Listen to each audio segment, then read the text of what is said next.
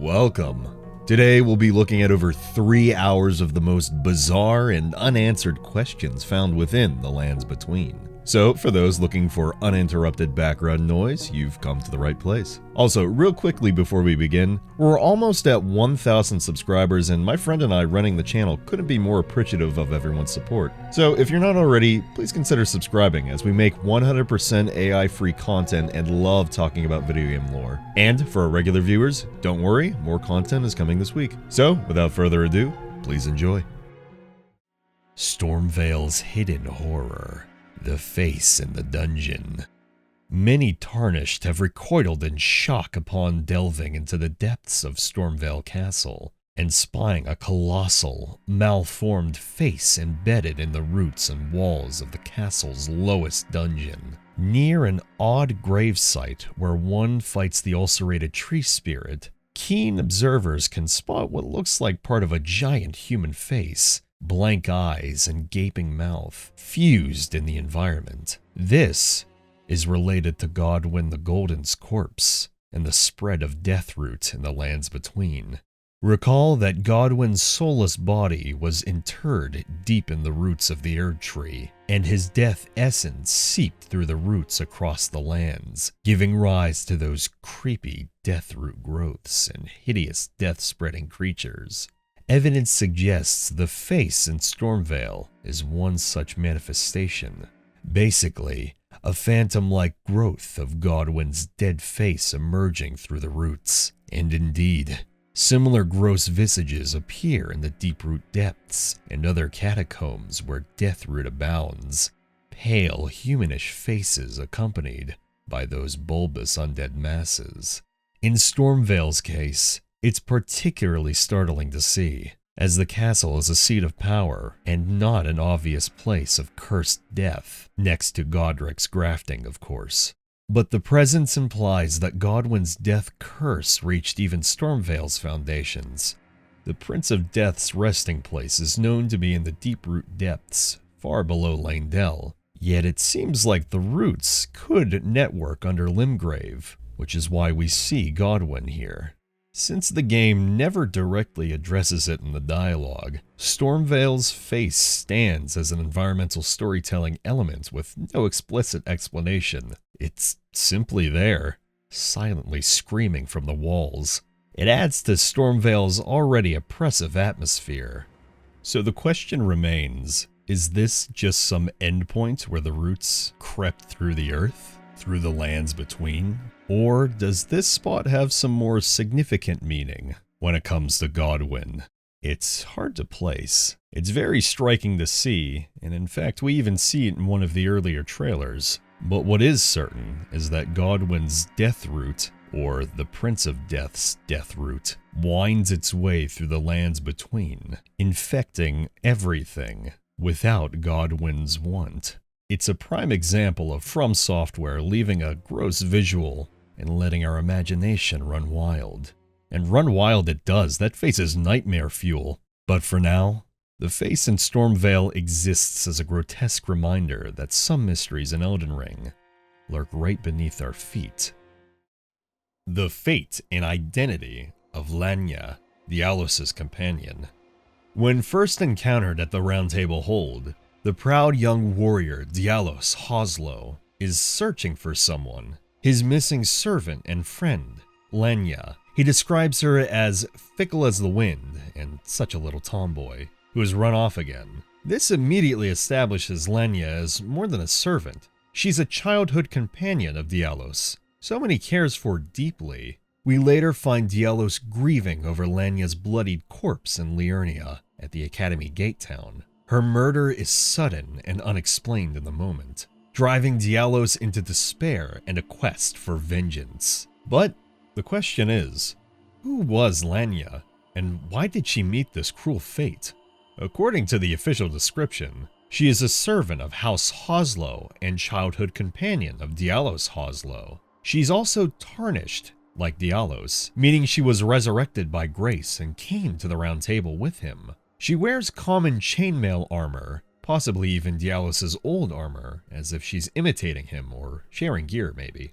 which hints at her being a soldier or an attendant rather than a high-born lady. House Hoslow, to which Dialos belongs to, is a minor noble house known for its warriors, one such being Juno Hoslow, Dialos' brother, a famous warrior.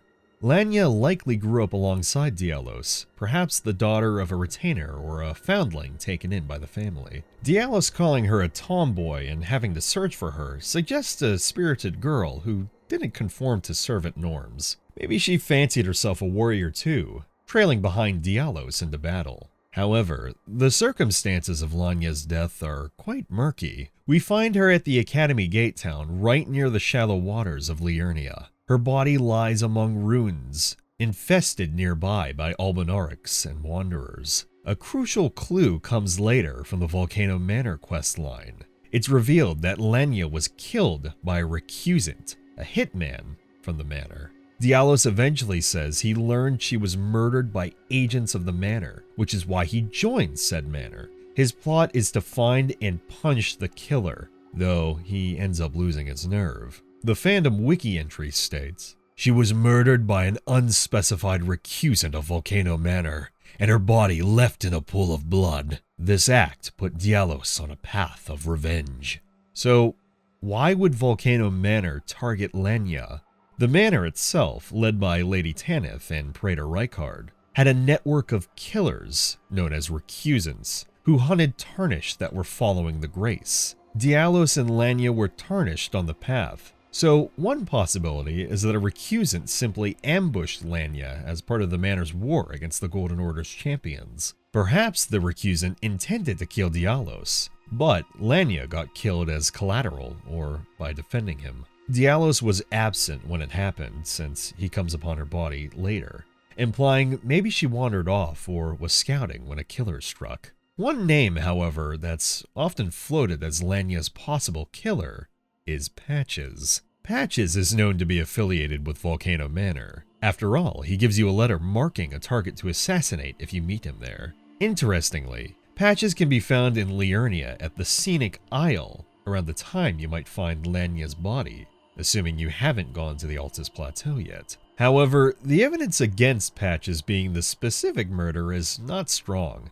Lanya's body is not near a cliff, which is Patches' signature throughout previous FromSoft games, and Patches, while unscrupulous, isn't usually a cold-blooded killer unless there's profit.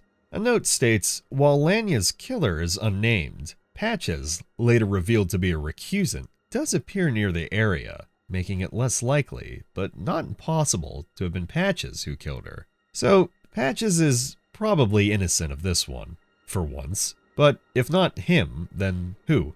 It could have possibly been one of the other manor assassins, like Istvan, or Riley the Idol, whom we eventually fight during one of the contracts. Either of them could have done some side work in Liurnia, but this is conjecture.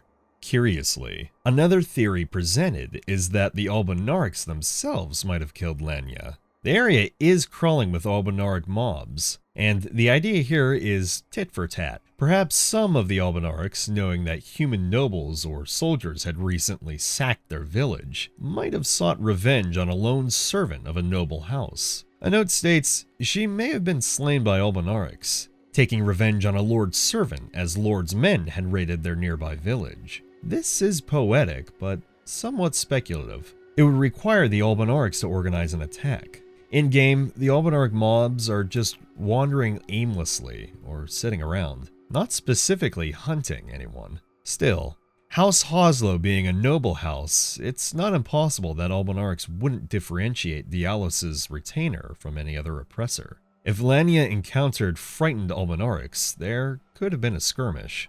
However, the Volcano Manor connection is more directly supported by Dialos' own quest progression. He goes to the manor for vengeance. There, he loses focus and becomes disillusioned.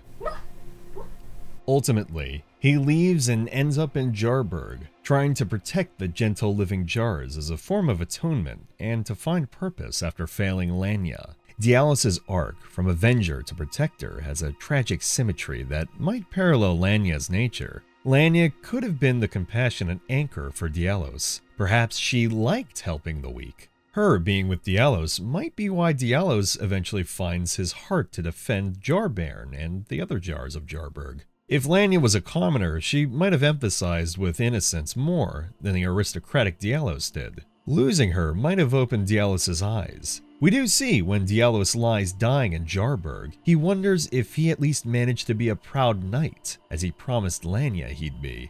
Clearly, her opinion mattered most to him. But in terms of identity, Lanya is straightforward, a loyal friend and servant from Diallos' homeland. Interestingly, one might ask, was Lanya possibly Diallos' maiden in the tarnished sense? He calls her a servant, not a finger maiden, but Diallos never mentions having a different maiden. It's unlikely she was a sanctioned finger maiden, as they usually wear specific attire and have guidance of grace powers. But maybe she served a similar supportive role for him. The Reddit community itself asked if Lanya could have been his maiden incognito, but the consequences leans to no.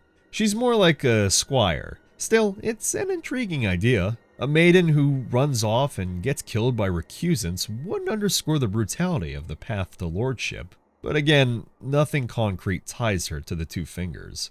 Fate-wise, Lanya's death seems to be mostly a narrative device to develop Diallos' character. Yet, in classic FromSoft fashion, it leaves a loose end. The perpetrator is never specifically identified or confronted. Lanya becomes one of many fridged characters, killed to motivate someone else. It's sad and perhaps intentionally unsatisfying. Elden Ring, after all, is full of unjust ends. In a world of demigods and cosmic intrigue, an ordinary person like Lanya can be snuffed out meaninglessly, highlighting the pervasive violence of the Lands Between itself. It hints at deeper undercurrents in that her death exemplifies how Volcano Manor's war against the Golden Order ensnares even minor players. Her blood is without a doubt on Rykard's hands, in a way, even if he didn't order it specifically. His recusants create collateral damage. Likewise, if Albonarix did it, it's a byproduct of the cycle of retribution between the oppressed and the nobles. Either way, Lanya's end underscores that no one is truly safe, and that the lines between hero, villain, and victim are often blurred for common folk. Diallos swore to find who took out Lanya, but in the end, he couldn't bring himself to be a killer, even for justice. A sharp contrast to the player. Lanya might have been Diallos' moral compass, and without her, he was lost until he found a new purpose among the jars. In conclusion, Lanya's identity is clear. A Hoslow servant, brave if a bit impetuous, but her story is unresolved. Who killed Lanya? The best answer is a nameless Volcano Manor assassin. We're left to assume Diallos never got revenge, fitting the game's theme that vengeance often goes unfulfilled, or hollow. Lanya's fate is an unsolved footnote that, nevertheless, enriches the world building. It shows the reach of Volcano Manor's chaos, the vulnerability of even minor Tarnished, and it humanizes Diallos, her death being the catalyst for his growth. As an emblem, Lanya represents all the ordinary people in the Lands Between who suffer due to the plots of greater powers. In a narrative filled with gods, dragons, and legends, the quiet murder of a loyal friend is a mystery that remains. It reminds us that not all tragedies have grand explanations. Some are just the result of cruel world dynamics. Elden Ring leaves this tragedy quietly in our hands, with Lanya's blood unavenged, and Diallos' poignant question at his death. Was I able to accomplish even a little of what I promised? Lingering in the air. The answers, much like in Elden Ring, remain for us to ponder. Renala's unknown consort before Radagon. When Radagon and Renala's union was revealed, it answered how the houses of the Erdtree and the Full Moon were joined. But it also raised questions. Renala and Radagon had 3 children together: General Radahn, Praetor Rykard, and Lunar Princess Ranni. All are referred to as demigods of the Carian golden lineage. For instance, Roger plainly states, Lunar Princess Rani, one of the children born to King Consort Radagon and his first wife, Renala, demigod and sister to General Radahn and Praetor Rykard. This confirms that Radagon was Rani's father, as the official lore stands. Yet, some have speculated whether Renala had any partner before Radagon's arrival in Liurnia. In other words, did she ever take a consort from the Carian line itself, or have children prior to the three demigods? The evidence suggests not. Renala is consistently called the last queen of Caria, implying her line begins and effectively ends with her. She had a younger sister, R'hllana, but no mention of any husband prior to Radagon. In fact, Renala established the royal house herself. She was likely unmarried until Radagon. It appears that in Carian tradition, a queen could rule in her own right, and then choose a consort when convenient. A telling clue is the Dark Moon Greatsword tradition, a moon greatsword bestowed by a Carian queen upon her spouse. To honor long-standing tradition, Renala indeed bestowed such a greatsword to Radagon, which he later remade into the Golden Order greatsword after leaving her. But there is no record of Renala bestowing a moon greatsword on anyone else before him.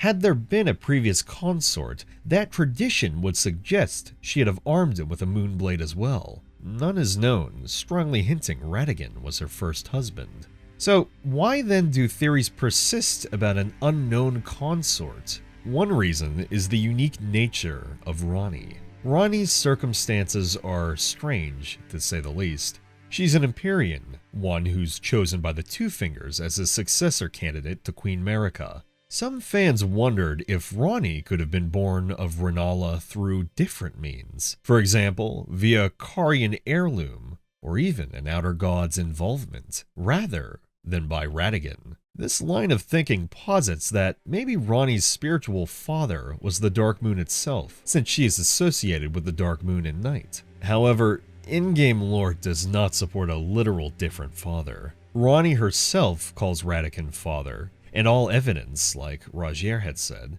treats her as Radagon's offspring. It's more plausible that Rani's unique traits come from her being an Empyrean and from the influence of the Dark Moon on her, with Renala showing Rani the Dark Moon in her childhood. Another angle is whether Renala had any male companion or king in Caria before Radagon. When we explore Caria Manor, we don't see any king's tomb or portrait. Only Renala and her children are prominent. The Carian regal scepter, Renala's legendary staff, mentions only Renala's lineage and intelligence requirement. The queen's robes and accessories described how Renala fell apart after Radagon left, implying Radagon was her first and only significant other. And after Radagon's departure, those at the academy realized that Renala was no champion after all, which caused them to rebel. This suggests Renala's authority was entirely tied to her own power and then bolstered by Radagon's alliance.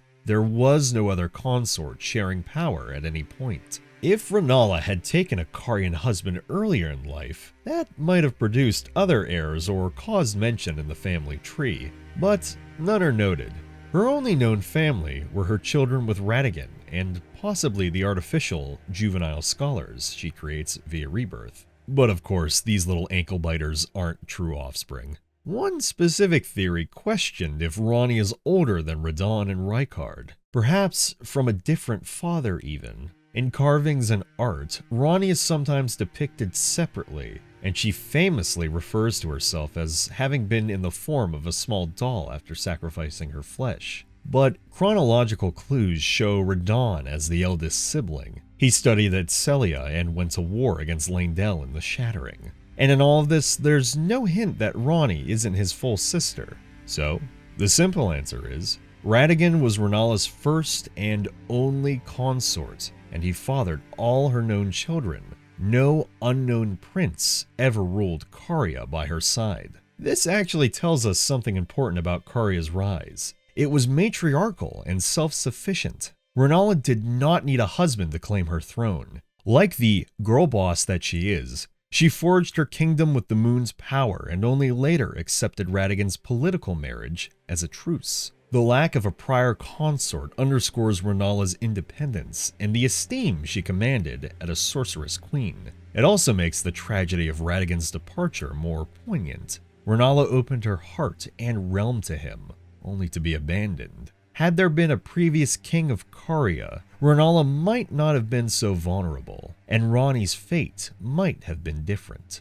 In summary, the Carian royal lineage is surprisingly short. Renala is the first and last true sovereign, with Radagon an interlude and her children fated to either become enemies of the Golden Order or fall in war. The unknown consort is a mystery precisely because all signs point to there wasn't one. Renala's story instead highlights the union with Radagon as the pivotal alliance, and subsequent betrayal that defined Caria's destiny.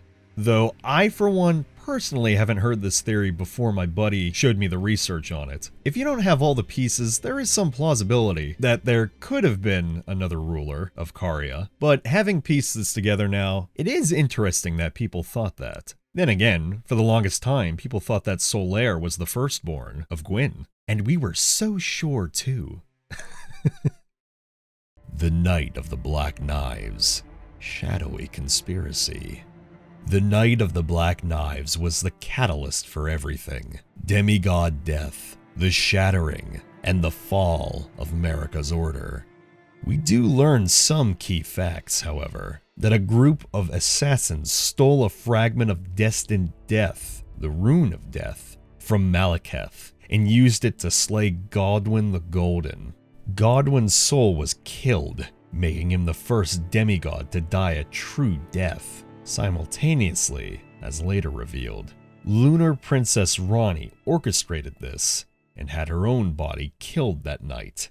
However, a lot about that night remains murky. The Black Knife assassins were Numen women, the same race as Marika, with the potential that Queen Marika herself could have been secretly involved in plotting her son's death.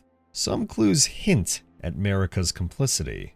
The echo of Marika at the Church of Pilgrimage says, "I declare mine intent to search the depths of the Golden Order. Those blissful early days of blind belief are long past." And at the Third Church, she renounces the Tarnished's grace. These echoes show Marika growing disillusioned with her own order, so it's plausible she allowed, or even facilitated, the theft of destined death as part of her grand scheme to shatter the Elden Ring. But, in typical From Software fashion, nothing confirms Marika's role outright. It's left to only theory.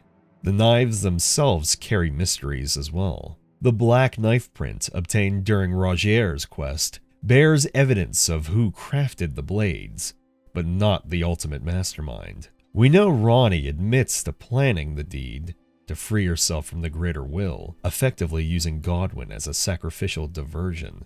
Yet, how did Ranni, a demigod under strict two-finger supervision, conspire with the assassins to steal a fragment of the Rune of Death? Did the Carian royals or some defector in Leyndell help? The story thread of "someone stole a fragment of death from Malekith" begs the question, who is that someone?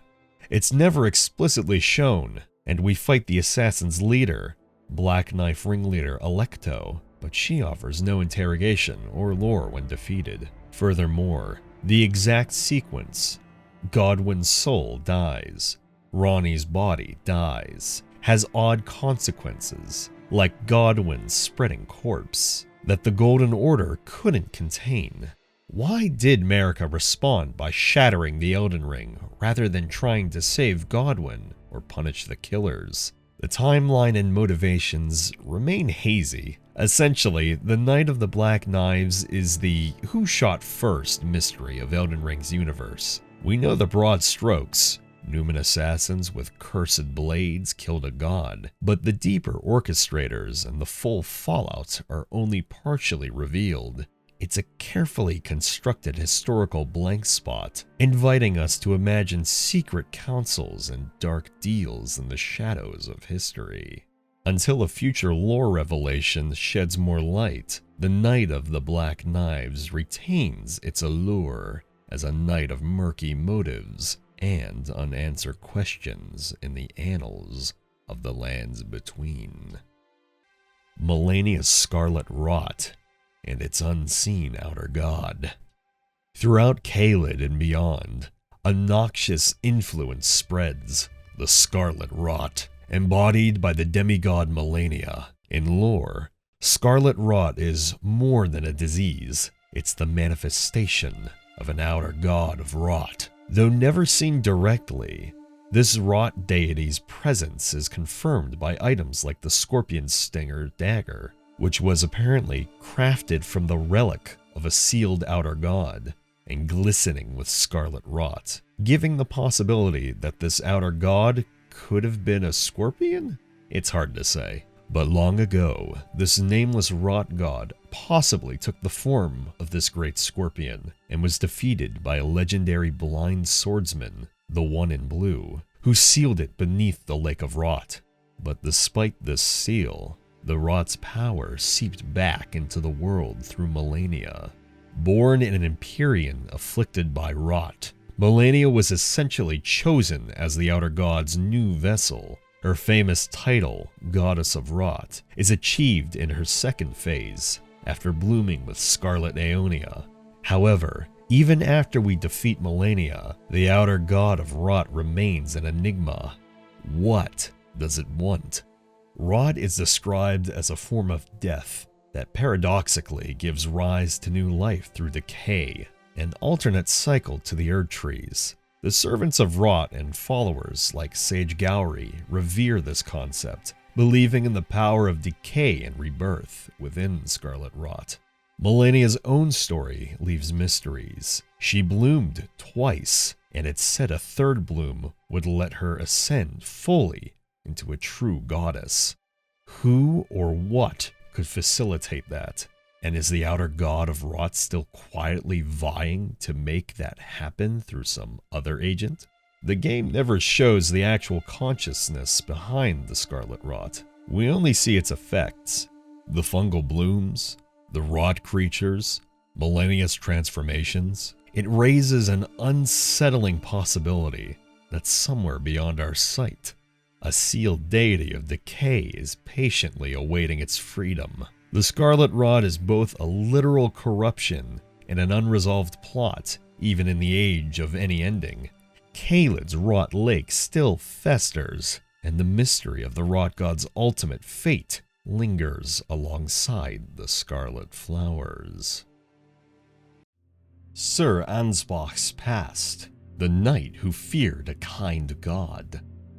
Sir Ansbach cuts a curious figure in the annals of the Shadow of the Erd Tree, an aged knight with a fearsome reputation and an unexpectedly introspective mind. Long before he crossed paths with Leda, Ansbach was known as the feared commander of the Pureblood Knights in service of Lord Mohg. This detail is astonishing. Mohg's cabal of ominous blood-soaked warriors was not where one expected to find a thoughtful soul. But Ansbach was different. Even as a servant of Mohg, he harbored doubts about Mohg's bloody ambitions. In fact, lore reveals that Ansbach attempted to challenge Miquella at one point, hoping to break Mohg free of a spell or obsession. This is an intriguing twist. It suggests Ansbach perceived that Mohg was under some enchantment or delusion regarding Miquella. Ansbach thought that by confronting tender Miquella, he might release Mohg from that influence. But instead, Ansbach himself fell under Miquella's enchantment. Thus, Ansbach switched sides, albeit not by choice. He became one of the compatriots who followed Leda and Miquella into the realm of shadow. Described as a wise old man, Ansbach dedicated himself to investigating Miquella's purpose by studying the clues Miquella left behind, while others like Leda saw those crosses as sacred breadcrumbs to chase blindly. Ansbach approached them with curiosity and caution. Once Miquella's charm was broken, when Miquella abandoned his great rune, Ansbach's original will and memories flooded back. He recalls with some bitterness how he originally fought Miquella to free Mohg, but was outwitted and charmed.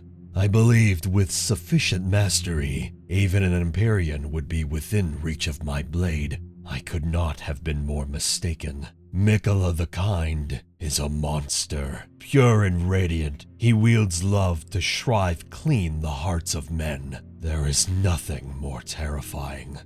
This stunning line captures Ansbach's view. Miquella's benevolence is so absolute that it subjugates others just as effectively as any dark sorcery, yet in a far subtler way. Freed from enchantment, Ansbach does not react with Letta's fervor. Instead, he takes a path of measured reason. He treks to a place called the Specimen Storehouse, where he uncovers grim information. Mohg's corpse has been taken to Miquella, and worse, that Miquella intends to use Mohg's remains as a vessel for a king consort. Ansbach, armed with knowledge, partners with the Tarnished to piece together Miquella's true goal. Together, they deduce Miquella is heading for a tower of shadow, housing a divine gateway, a hidden path to true godhood, one that Marika herself even took part of. Ansbach reasons that Miquella is attempting to wholly dispossess himself of his flesh,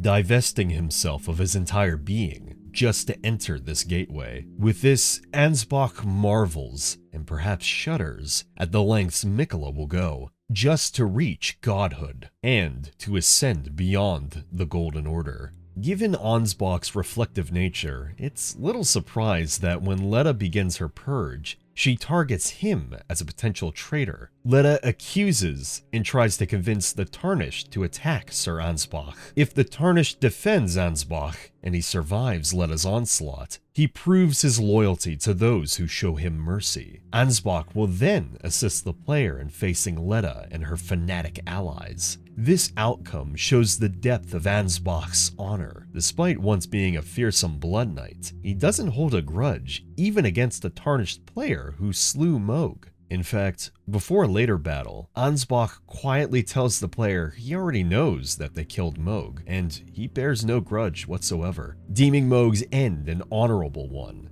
It's honestly remarkable. The very man who served Mohg has come to accept Mohg's death as necessary, even just. This reflects Ansbach's evolution from a zealot of blood to a seeker of truth. And honestly just adds to why he's such a fucking badass. After Miquella and his new divine consort are confronted and presumably defeated at the saga's climax, Ansbach is found dying before the Gate of Divinity. His long quest ends not in glory, but in a quiet collapse once purpose is spent. Along with the rest of Miquella's warriors, we as the player were able to convince to part ways with the kind god. On his corpse is Ansbach's armor set, and if the player converse deeply with him, they'll carry the memory of his warnings. Ansbach's dying contribution was the Mending Rune of Perfect Order's philosophy.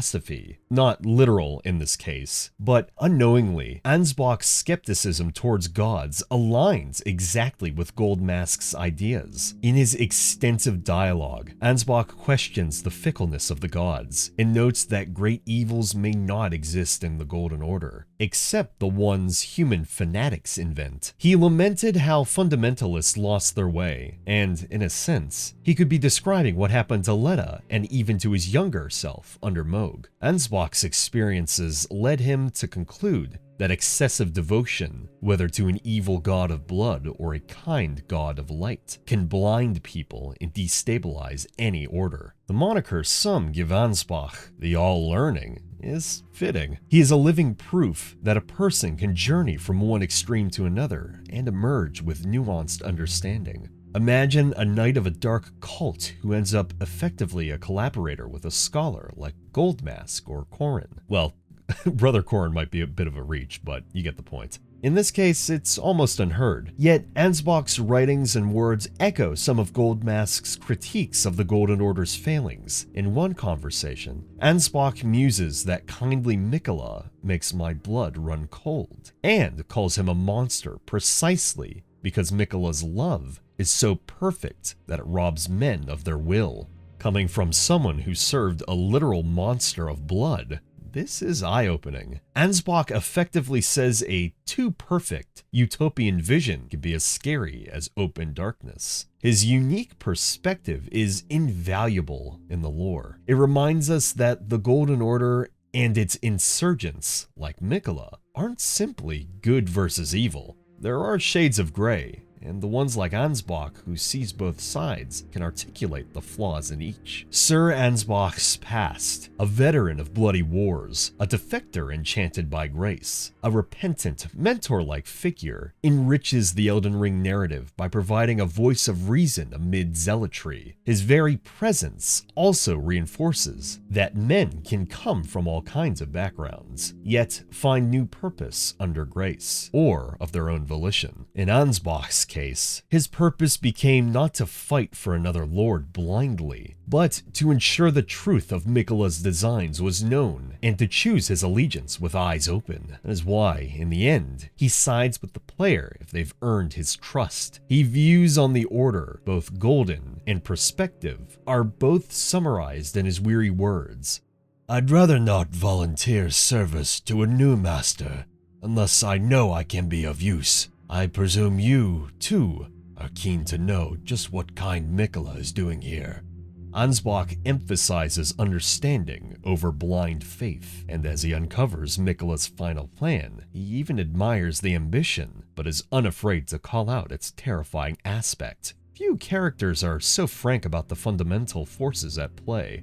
In sum, Sir Ansbach stands as a mirror to Leda. Where Leda was blinded by devotion, Ansbach's eyes, once literally clouded by enchantment, are open to harsh truths. Where Leda died for an unexamined faith, Ansbach died after ensuring the truth was laid bare for those who would come after. His legacy is a caution. Even the noblest seeming order needs scrutiny, and even the foulest seeming knight might carry wisdom. This layered portrayal of Ansbach's journey from pureblood knight to Miquella's reluctant sage adds depth to the overarching conflict between old and new orders. He leaves us pondering the instability of any ideology, Golden Order or otherwise, when even its staunchest adherents start asking questions. In the cracks of Ansbach's story, we glimpse that the Golden Order's perfection was a facade all along, one that individuals like him and Goldmask would strive to repair or replace. After all, Ansbach's final line, once defeated in battle against Radahn, asks the Tarnished to become a god of men, serving the people instead of the greater wills. The identity of the first Tarnished, Godfrey's Long March. In Elden Ring's mythos, the term Tarnished refers to those who lost the Erdtree's grace and were banished from the lands between, only to be called back when grace rekindled. The very first Tarnished was none other than Godfrey, once the legendary first Elden Lord, at least in terms of Marika's reign. In a strange twist of fate, the champion Marika elevated to god consort became the first to lose her favor. According to royal lore, after Godfrey had conquered all of Marika's foes and his last enemy fell, the golden light faded from his eyes. With no war left to fight, Godfrey's purpose as Elden Lord was spent. Marika stripped him of grace, an intentional divestment of the Erdtree's light. She then exiled Godfrey and his kinfolk, bidding them to leave the lands between and journey afar, with a promise that one day they would return. This fateful exile, known as the Long March, marked the genesis of the Tarnished. Thus, Godfrey, once known by his warrior name, Horalu, marched out of the realm at the head of his loyal warband. They trekked into the unknown, unvanquished and unbowed, fated to live and die abroad as mere warriors. Marika told them that after their deaths, she would restore what was taken, that they would be revived with grace and called home to claim the Elden Ring. This incredible promise reveals Marika's foresight. She essentially planted a legion of veteran fighters outside of the Erdtree's influence, to be recalled in some future crisis. And indeed, long after when the Elden Ring was shattered, by Marika herself no less, those original exiles and their descendants did return. The opening cinematic hails Horalu, chieftain of the Badlands, Godfrey's identity in exile, among the tarnished who would rise from death at Grace's beckoning. Understanding that Godfrey is the first tarnished unlocks a deeper mystery, that being Marika's motive. Why cast aside her greatest champion at the height of his power? Historic texts imply it was a calculated move. Marika needed a contingency outside of the Golden Order's direct control, and by removing Godfrey's grace, she created a loyal yet independent force. Godfrey's long march toughened the Tarnished through hardship and true death beyond the Erdtree's resurrection. They grew strong in the face of death, then crossed the fog back to the lands between. In essence, Marika raised an army of undead veterans. Godfrey himself divested the trappings of lordship during exile and became a simple, ferocious warrior again. As Horalu, he carved out a reputation as a Badlands warlord, awaiting the day he'd return. And when that day finally came, Godfrey did indeed return. In their final confrontation, he recognizes the player as a fellow warrior and lord in the making. Godfrey even expresses a kind of pride as he is defeated, declaring that our strength befits a crown. It's a profound moment. The first tarnished acknowledges one of the last, and as such, the cyclical nature of Marika's design is laid bare. The exiled lord returns to test the new champion. The identity of the first tarnished being Godfrey or Horalu is well supported by multiple sources. The Axe Talisman's description directly references the lord who led the Long March, bearing an axe, a clear nod to Godfrey's weapon and his exile. There's little doubt in canon that Godfrey was the inaugural tarnished. However, the unsolved mystery here is the intent behind it, so to speak.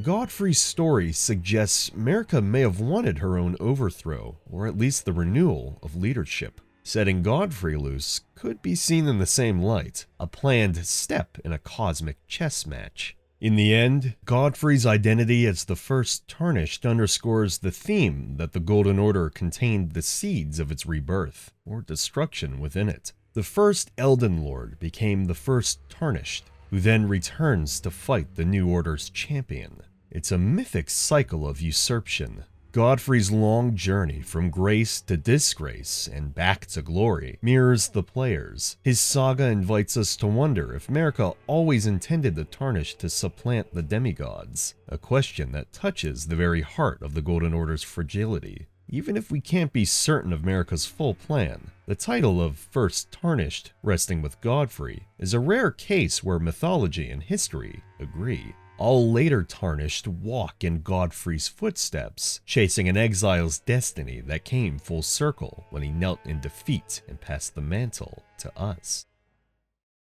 Torrent's previous master, the lost friend.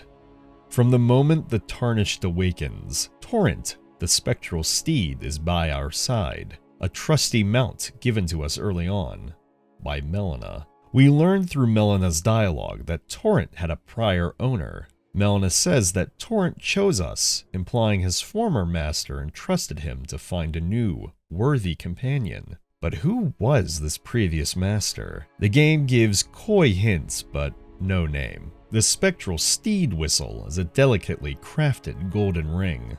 But more tellingly, before the Shadow of the Erdtree released, imagery hints that Miquella could have been this former master, with him riding on Torrent through the fields. But this could make sense. Miquella was deeply compassionate and had far-reaching plans, as mentioned with using Mohg's body. Perhaps he anticipated the need for a Tarnished to carry out a great mission, just as he tried to engineer a new age with the Halig tree. It's also known that Ranni, under the alias Rena, is the one who gives us the spirit-calling bell early on, seemingly aware of Torrent and Melina's guidance. This suggests Ranni had some arrangement to help Torrent's new rider, and Ranni and Miquella were secret allies of sorts. However, another candidate sometimes proposed, but some also wonder if Melina herself was the former master. but Melina denies being a finger maiden before and seems to act only as a guide. The pieces consistently point back to Miquella, or at least someone in his inner circle. If Miquella did give up Torrent, it implies incredible foresight. He may have set Torrent and perhaps Melina on a path to seek out a tarnished champion long before the Shattering reached its worst. It speaks to Miquella's character, always working in the background one step ahead. Yet, it remains an open question in the lore. Neither Torrent nor any character ever outright says the name of the prior master. In a narrative so concerned with heritage and succession, the anonymity of Torrent's owner stands out. It's a quiet mystery, but one that deepens the connection to our equine ally, riding into battle on a steed possibly handpicked by a hidden Empyrean with a grand design. The Living Jars, alchemical warriors and the secret of their creation. The living jars of Elden Ring charmed many players before the game had even released, but beneath their friendly facade lies one of the most disturbing mysteries in the lands between. These animate pots are not mere magical contraptions. They are alive in the sense that defies nature, filled with gore and possibly created through dark human experimentation. What really are the living jars, and who made them? The game gives tantalizing hints that their origins involve an archaic ritual to achieve immortality or purification, a ritual whose full details are only partly revealed and still widely debated. When you first encounter small living jars, maybe the ones in Stormveil Castle's courtyards or inside of Rhea Lucaria, they appear as innocuous ceramic vessels. However, killing one causes it to burst apart in a shower of blood and viscera. You pick up living jar shards from the wreckage, and sometimes raw meat dumplings that suspiciously contain human teeth, which is actually something I failed to notice for the longest time. I'll put an image up on screen showing it. But clearly, these jars are not just animated by magic, but they are literally stuffed with human remains. Indeed, the Living Jar lore overview confirms sentient, animated jars. They are brought to life by human flesh and blood. They contain human innards within them, from which they inherit the dregs of those who came before. This paints a ghastly picture. The jars are essentially vessels of flesh, imbued with a kind of collective life force derived from the corpses packed inside. The dregs of prior owners suggest some kind of spiritual echo carries on. In other words, each living jar carries within it the vestiges of whoever was sacrificed to create it. We also learn the jars are considered a kindly folk by those who know them. Despite their gruesome contents, creatures like Alexander or the young Jar Baron display innocence and even honor. The jars call each other cousins or kin, forming a unique little culture. Jar Baron in Jarburg speaks of a warrior's path. Young jars aspire to fill themselves with mighty warriors' remains in order to become stronger. In one of the most striking bits of dialogue, Jar Baron says he wants to prove himself by collecting the innards of the mighty, an echo of Alexander's own journey of gobbling up warriors to empower himself. This almost sounds like a ritual of reincarnation. The strength of fallen champions lives on inside the jars. Found within the item text for the warrior jar shard notes that the jars pass these warriors' innards from jar to jar, carrying their dreams of greatness within them. There is a belief that the remains inside a jar can be reborn, or at least perpetuated through this cycle. It's a twisted form of immortality through digestion, so to speak. But who would come up with such a practice? The answer seems to lie in an ancient cult or faction from before, or at the fringes of the Erdtree's age. While the base game left much of this unstated, references emerged at that point to a group called the Shamans or Horn-Scent people. A crucial clue is the talisman companion jar. It muses that perhaps the jars were made to be better than their innards. This hints that someone made the jars by stuffing undesirables or criminals inside, possibly trying to purify them into something new. In the Shadow of the Erdtree expansion, lore was unveiled confirming this very scenario. In times past, those deemed impure or undesirable were forcibly put into large jars, which were then used in rituals of rebirth. The people who did this were likely the shamans, an older community from which Queen Marika herself descended. They believed the flesh of certain people could meld harmoniously and be reborn as saints. In other words, the jars were an early form of attempting to create hallowed beings by literally stewing human lives together. This lore, of course, is gruesome. Undesirable people were stuffed into jars so that they could be reborn into good people. The large Great Jar in particular, found in Caelid, would have been used as a repository for many bodies, whose amalgamated remains were prayed over at jails by the shamans. They hoped that, given time and ritual, these mixtures would yield a saint, a purified new person, cleansed of whatever sins or flaws the originals had. And now that you're really thinking about the fact that there are dozens and dozens and dozens of bodies found within it, you really gotta wonder, where did they come from? The battle across Caelid is definitely a good possibility. And if this all sounds horrifying and blasphemous, well, that's because it is. It's an attempt to usurp the natural cycle of life and death, similar in audacity to what the Golden Order did with removing death. This practice might explain why living jars have such amiable dispositions. They were literally intended to contain evil and transform it into good. The companion jar talismans line, made to be better than their innards, now makes sense. The vessel is supposed to transcend the darkness of what's inside. Queen Marika's backstory actually connects here. As per new lore, Marika was a Newman from outside the Lands Between, and a descendant of these very shamans. In her time, the so-called Hornsent were conducting jar rituals on persecuted criminals, effectively using prisoners as the raw material for living jars. Marika's own people were possibly even victims of this practice too. One line of thinking posits that her village was raided and the people stolen away from their home to be used for this purpose. This implies that the living jar ritual was controversial and violent, even before the Golden Order.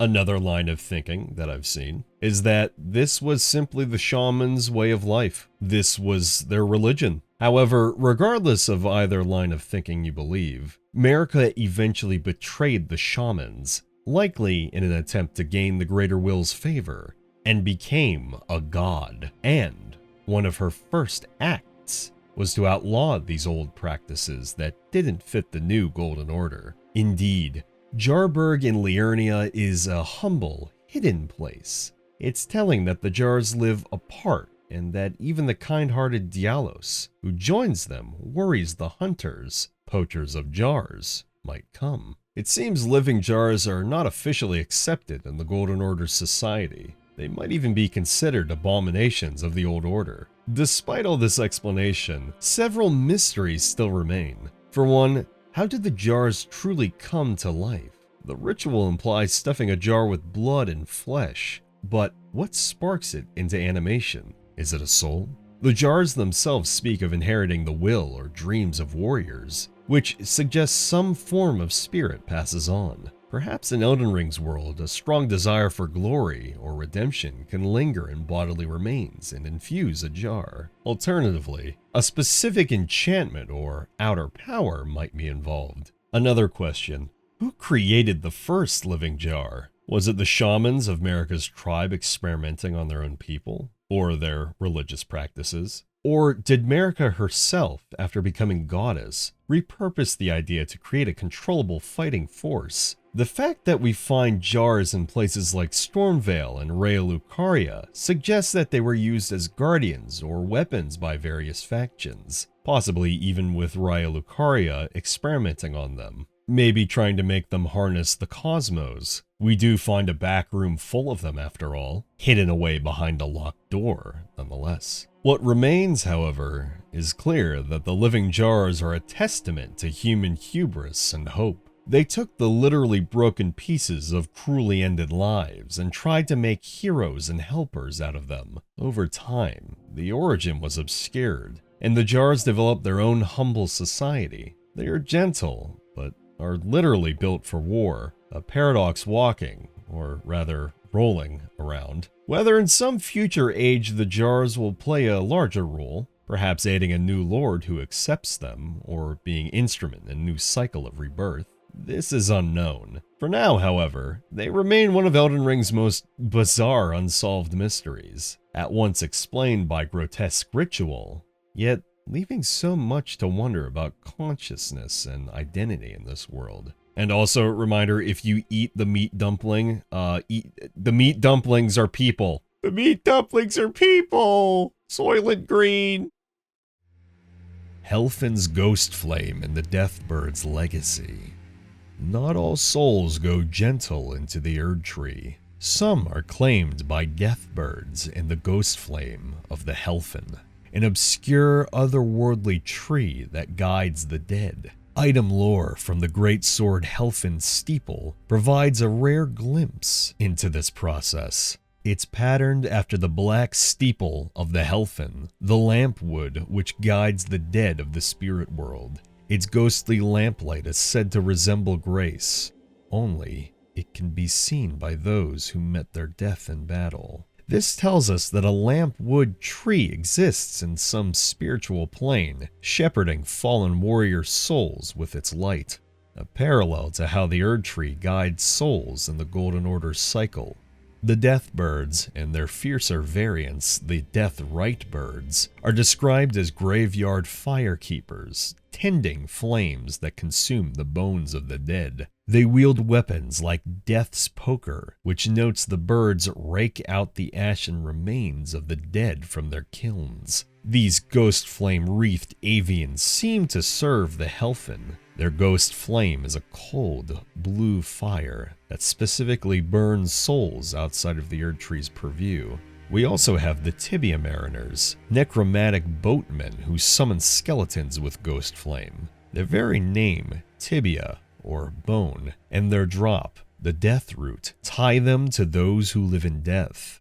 Crucially, death root and ghost flame are linked to Godwyn's undeath and the Prince of Death. But the Helfin appears to be a separate concept, a comforting light for dead souls, almost benevolent in contrast to Deathroot's curse. Yet the game never expands on this spirit world. Is the Helfin an actual tree in some unseen realm, like an underworld Erd Tree? Or do the souls guided by Helfin escape the Erd Tree's reincarnation completely? We encountered the Deathrite birds predominantly at night in death-touched regions, suggesting this practice is ancient and marginalized. All of this, of course, is inferential, a tapestry of hints. The Helfin's very existence is never acknowledged by the Golden Order, making it one of Elden Ring's most esoteric mysteries of death. It represents an entirely different outlook on death, one that the game quietly acknowledges through a sword description and a few boss fights, but leaves for us to piece together. In a world where the Erd Tree monopolizes life and death, the Helfin stands as evidence of an older, alternative belief, one we never get to witness in full. It's a ghost story within the lore, flickering on the edges of the Erd Tree's light. The crucible of life that existed before the Erd Tree. Long before Queen Marika's reign and the rise of the Golden Order, life in the lands between was said to exist in its crucible, a primordial form of the Erd Tree. The term crucible refers to the chaotic blend of life essences that preceded the Erd Tree's refinement of life. Some item descriptions in-game hint at its deep past. The Crucible was the primordial form of the Erd Tree, and was close in nature to life itself. The Crucible Knights, Ancient guardians of this concept possess aspects of flora and fauna, sprouting horns, tails, wings, and other beast-like characteristics, with some of these aspects being found through their incantations, and all of this reflects a time when life was intermixed. More specifically, the Crucible Knight armor and Celeria's tree spear explicitly mention that the primordial form of the Erd Tree is close in nature to life itself, as I mentioned before. But it says that these weapons specifically are modeled on that crucible. This suggests that before the Erd Tree imposed order, all life forms shared a common vital essence. Crucially, who or what transformed the crucible into the Erd Tree? Or was the Erd Tree sent down by the Greater Will and simply consumed the crucible? I've heard many people speculate that the Erd Tree is kind of like a parasite in a way, and it fed off of the crucible. And personally, I think it's very difficult to say exactly what went down in the age before the Erd Tree.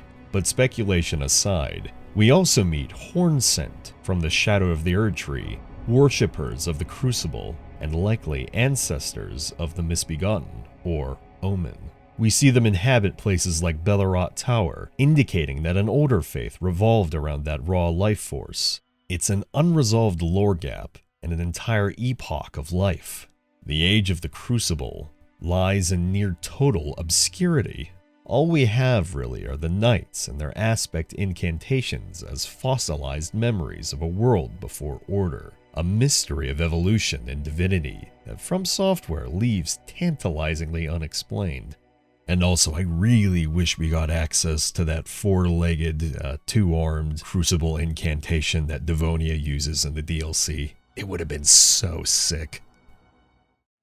Saint Trina's forgotten identity, Miquella's dreamborn persona. Woven throughout Elden Ring's lore is the tale of Saint Trina, an enigmatic figure revered as the Saint of Sleep. Trina is a mythic character, sometimes spoken of in story and item flavor text, but never encountered directly in the base game. The ambiguity of Trina's identity is legendary. Some say she is a comely young girl, others are sure he is a boy. The only certainty is that their appearance was as sudden as their disappearance. This line from the sword of Saint Trina's description encapsulates the mystery. Trina's gender and origin were deliberately obscured. Such androgyny and elusiveness immediately hint that Trina is not a separate person at all, but an alias or form of someone else. For lore scholars, the prime suspect, of course, was always Miquella, the eternally youthful son of Marika, and over time, this theory gained considerable evidence. Miquella and Saint Trina share striking thematic links. Miquella is forever a child, cursed to never grow older, and Trina, too, is described in childlike terms. Miquella is deeply associated with sleep and dreams. After all, he crafted the Halig tree as a haven and then went into a long slumber within his cocoon, effectively existing in a dream state.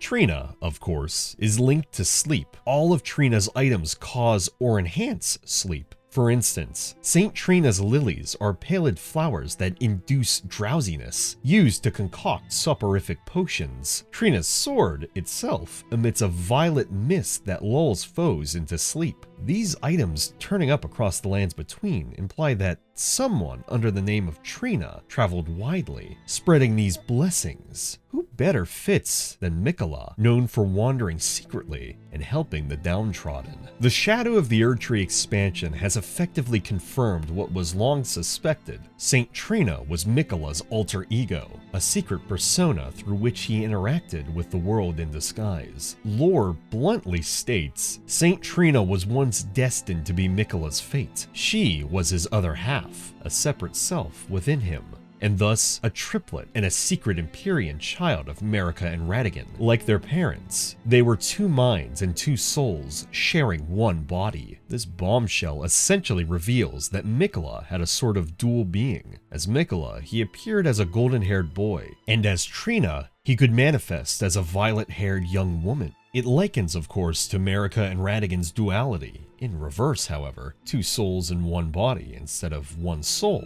in 2 bodies. This lore is very complex and possibly rooted in dream or spirit mechanics, but it aligns perfectly with the earlier hints. It means that Trina, being a boy or girl, wasn't just hearsay. It was literally because Miquella was presenting as Trina at times. It also explains Trina's sudden appearance and disappearance. As Miquella's shadow self, Trina would cease to exist whenever Miquella was occupied, or when he withdrew. But why would Miquella adopt the Saint Trina persona? The in-universe rationale likely boils down to freedom and covert influence. As a known Empyrean, Miquella had eyes on him from friend and foe alike. He was cherished by many, but also targeted. By contrast, Saint Trina was an anonymous saint, not overtly part of the Golden Order's political tapestry. Disguised as Trina, Miquella could walk among ordinary folk, offering help without drawing the hostility that a demigod might. We know Miquella cared for the common people and those suffering, and it fits that he might roam incognito to ease pain where he found it. In fact, the cult of Saint Trina mentioned in the lore, with devoted followers like Dolores the Sleeping Arrow and Tialie, suggests Trina personally touched lives and inspired faith. These followers use sleep arts to induce deep slumber, hoping to encounter Trina again in dreams. The blooming of pale purple lilies and the creation of sleeping potions by Trina's priests show a gentle, non-lethal form of worship. It's almost a pacifist cult compared to other factions, very fitting for the kind Miquella. Another compelling piece of evidence was always linguistic. The name Trina might be a play on Trinity or a hint at threes. Miquella and Melania are twins, too. But if Miquella had a second soul, that being Trina, then as the DLC says, he was a triplet. The use of Trina, similar to trinary, means threefold, and this was likely deliberate. Also, Miquella's Halig tree symbol is a triquetra, a 3-looped knot. This, of course, is more triad imagery. Before the DLC confirmation, fans also pointed out that Saint Trina is nearly an anagram of Artina, which has no clear meaning, but the emphasis was always on the tri prefix. Perhaps the most beautiful hint was the item Saint Trina's torch. This torch scales with faith and intelligence, and its description subtly notes it was beloved by an Eastern confessor who used it to hunt down those who talked in their sleep. This suggests the Golden Order's agents feared Saint Trina's influence, possibly capturing believers who spoke of her dreams. It hints at a minor persecution of Trina's cult by fundamentalists, implying Trina's following was real enough to threaten orthodoxy. And who in the Order would merit that reaction? A new saint gaining popularity outside the Two Fingers' approval, which would be the case if a disguised Miquella was gathering a quiet following. But now, in light of the DLC's events, we can assert Saint Trina was Miquella all along. The dream entity of Trina was essentially Miquella's spirit, operating independently in the world of dreams and subtle magic. Lore states that she was his other half, 2 minds and 2 souls in one body. This might imply that Miquella could project an aspect of himself, perhaps when he dreamed or meditated, a bit like how Ronnie left her body via a doll, or even the small doll that we also encounter. The notion that Trina was destined to be Miquella's fate suggests maybe at one point, Miquella considered transforming fully into Saint Trina or living through that identity. But events like the Shattering and Miquella's abduction interrupted that fate. In practical terms, Saint Trina's identity being forgotten in lore means that no one at present, except maybe the player or the very wise, realizes Trina was Miquella. It was a well-kept secret, lost to time after Trina vanished. The sword of Saint Trina ended up in a chest in the Forsaken Ruins, and Trina's lilies grow unattended in quiet corners, vestiges of a story half remembered. Only now, with hidden knowledge, can we link the threads. So, what dreams might Miquella, as Trina, have spun? There's speculation that the soporific flowers and widespread sleep phenomena, like the slumber of the ancestor spirits or the repose of the deathbirds by Ghostflame, could tie into Miquella's dream power. One tantalizing line: some inhabitants were so enamored they formed a cult. Light purple lilies numbed the senses, and priests used sleep-inducing arrows. Implies that Trina's gentle creed gave solace, maybe to those horrified by the shattering. Imagine war-weary folk praying for Trina to visit their sleep and give them some kind of peace. Miquella could have influenced events by pacifying key figures through dreams. There's even some theory that Miquella put the demigod Godwyn to sleep before the Night of Black Knives, but that's very conjectural in of itself. Regardless, Trina represents Miquella's kindness operating undercover. Where Melina was a visible guide, Trina was a soft presence, perhaps appearing in dreams as a comforting youth with a calming smile. It speaks to Miquella's character that he might have wanted to experience life as a saint among the people, not as a lord above them, and in doing so, he straddled the line between reality and dream. In the current timeline, Saint Trina is effectively gone, their sudden disappearance noted in lore. This correlates with Miquella withdrawing into his cocoon and then being taken by Mohg. Without Miquella's consciousness actively wandering, Trina ceased to manifest. So it's no wonder that when we, as players, only arrive after those events, Trina is but a mystery from the past. Only through piecing item descriptions and DLC lore do we reconstruct this dual identity.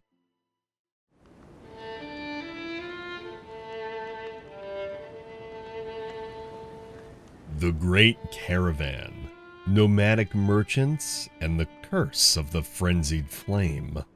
Long before the Shattering, a tragic injustice was carried out in the name of the Golden Order, one that spawned one of Elden Ring's most chaotic forces. Scattered across the world are the Nomadic Merchants, seemingly harmless traveling peddlers who sit by campfires playing lonely tunes. Many players might only think of them as shopkeepers, but their lore conceals a heartbreaking mystery. Why do these merchants lament with somber music? Why do some go mad? Why do some want to be left completely alone? And why are dozens of them found entombed deep underground, clutching their instruments in eternal despair? The answer here lies in the tale of the Great Caravan, a once thriving nomadic people whom history tried to erase. Merchant Kale, the first merchant most of us meet at the Church of Ella, offers the first clue. He remarks with a sad smile, "My people,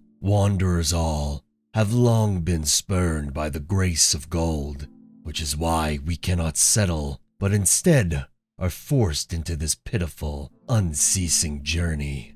This isn't just a poetic musing, it's literal history. The nomads were a people who, for whatever reason, were rejected by grace. This divine disfavor meant they had no sanctioned place in Marika's orderly realm. We learn that once they did have a homeland, Kale calls it the Great Caravan, a place or tribe name now lost to time. In his words, "Well, even we had a place to call home once. The Great Caravan, they call it. But it's been lost to us for ages. I've been searching for it as long as I can remember." The very name caravan implies mobility, perhaps a roving city or a large band of traveling clans. For a time, it did flourish. So what happened to break the merchants' spirits and scatter them to the winds? Item descriptions fill in the darker chapter. The nomads were accused of heresy and rounded up by forces of the Golden Order. The nomadic merchants' finery, their colorful clothing, notes that these merchants once thrived as the Great Caravan, but after being accused of heretical beliefs, their entire clan was rounded up and buried alive, far underground. This mass persecution was no ordinary exile. It was effectively an attempted genocide. Men, women, and children of the Great Caravan were sealed in the depths of the subterranean shutting grounds beneath Leyndell, condemned to silently die in darkness. The pretext was a maddening disease that had followed them. Likely the Order's way of justifying their drastic actions. It's implied that the nomads wandered. People feared they carried a madness like plague, or perhaps the merchants were spreading knowledge or music the Order didn't like. Maybe they just didn't even like that they roamed, or that they didn't believe in the Erd Tree itself and what it stood for. But rather than address or cure it, Queen Marika sanctioned their mass entombment. The remnants of this horror can be found by the Tarnished, an entire chamber of merchant corpses far below Langdell, sitting in darkness with their hands still on their stringed instruments. Some are even alive and hostile, driven insane by the suffering. But the nomads did not die quietly in that lightless crypt. They chanted a final curse of despair, and in doing so, they summoned the Flame of Frenzy. The Nomad Ashes item explicitly tells us one of their tribe was entombed to bury the maddening sickness, and that even in spirit form,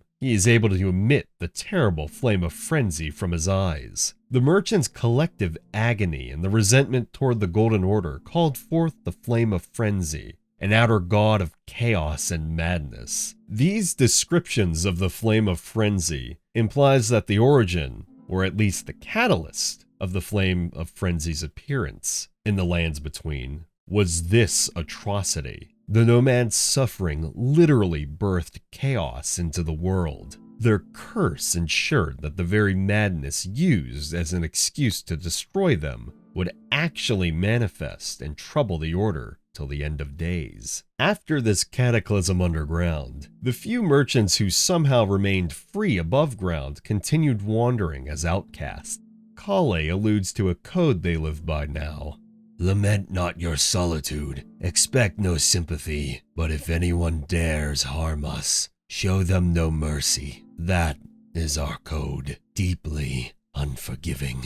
One can sense the centuries of bitterness in those words. I love that line in particular, deeply unforgiving. These are a people who lost everything, even their name and history, and are cursed to aimlessly roam, never to find their lost home. Their one remaining purpose is to seek their sealed away kin, the ancestors buried in the shunning grounds, and perhaps someday reclaim what was taken. When we encounter isolated merchants at remote ends of the world, remember that behind their polite or weary demeanor is a terrible legacy. They sell trinkets and play tunes not just out of merriment, but perhaps to cope with eternal grief.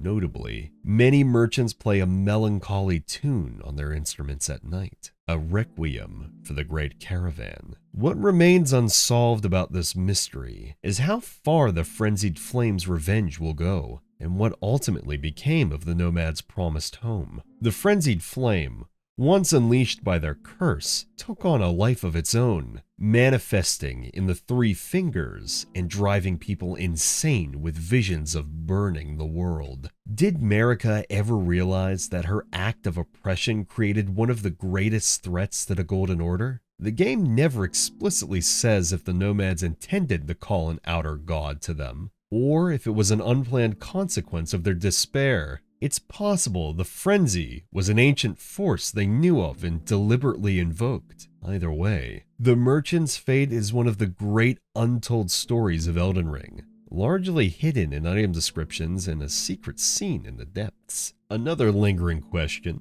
where is the Great Caravan now? Despite Kale's apparent age, he hasn't even found its traces. Was it a physical caravan that traversed lands now inaccessible? Or could the Great Caravan refer to a lost location, perhaps a land outside the lands between? Personally, I believe the Great Caravan most likely just referred to the people, rather than a location. So if anything, the location of the Great Caravan is actually underneath Langdell. But in the end, who's to say? For now, the nomadic merchants endure as a living reminder that the Golden Order's grace was not universal. They hold no great rune, command no armies, yet their tragedy had world-altering consequences. So, the next time you pass a lonely merchant, you might feel a twinge of pity and wariness. They remember what was done to them. That grief and anger lives on, just as potent as any demigod's ambition. And, in the story of Elden Ring, the meek truly inherited a wrath that can shake the world.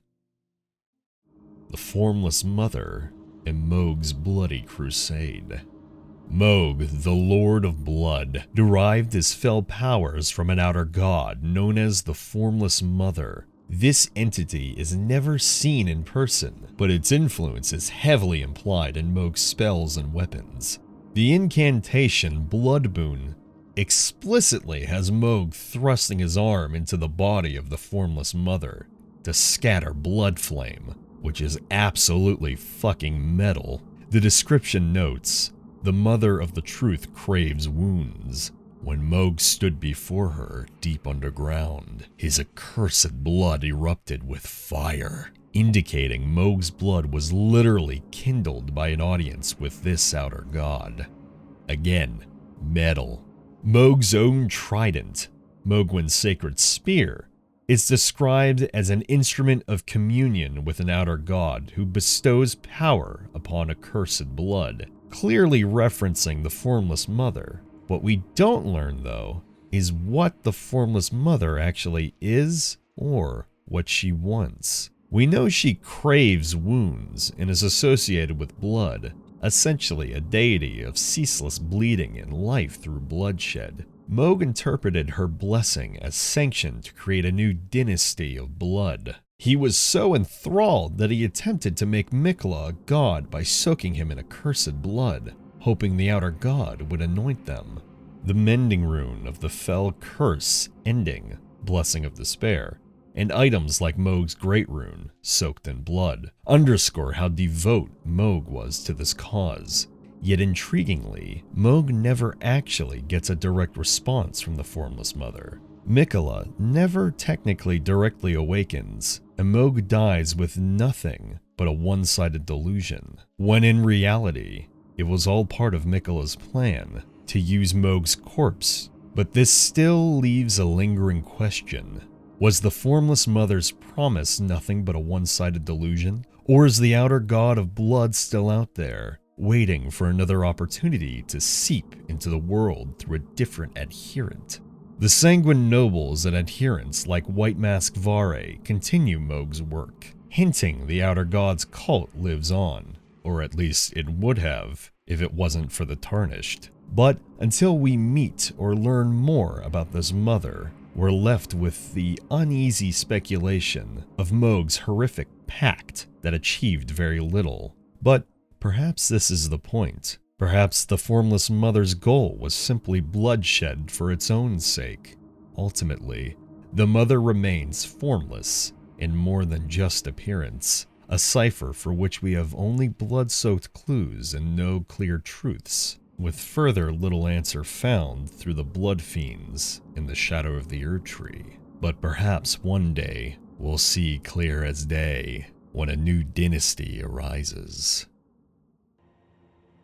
The missing god of Dragon Lord Placidusax. In the long-forgotten era before the Erdtree, Dragon Lord Placidusax once reigned as Elden Lord, but he served a god that mysteriously abandoned him. According to legend, Placidusax withdrew to a storm beyond time to await the god's return. We find him slumbering in crumbling Faro Mazula, a mausoleum adrift outside the normal flow of time. And if we look closely, we can see Placidusax is missing 3 of his 5 heads. This, of course, is from when he fought with Baal, as we can see 2 of his heads still clamped onto his body. In a way, it reminds me of how deer can have their antlers tangled together, with the loser ultimately being dead and still tangled onto the victorious deer. In this case, however, both dragons walked away with incredible damage done to each other. But appearances aside, the only clue to Placidusax's god's identity is the forlorn context. Faro Mazula became Placidusax's eternal resting place, guarded by the loyal beastmen after the deity's departure. Was this god the Greater Will itself, retreating from the lands between long ago? Or another unnamed outer god that predates the Golden Order? No definitive lore names this missing deity. All we know is that once his god fled, Placidusax chose patient faith lingering in stasis amid the raging cyclone outside of time. His two remaining withered heads and grievous wounds suggest eons of waiting and battles fought in vain for a god that never came back. So the question remains, who was Placidusax's god, and why did they leave? Whether it was the greater will or an outer god, perhaps they saw how weak and mindless these raging dragons were in times of yore. After all, the Tarnished, mainly our player character, is able to vanquish them all, becoming an Elden Lord in their own right. But despite all of this, it's an unsolved cornerstone of the ancient dragon era, and the absence of that answer casts a shadow over everything that followed. The creator of the Albinaurics.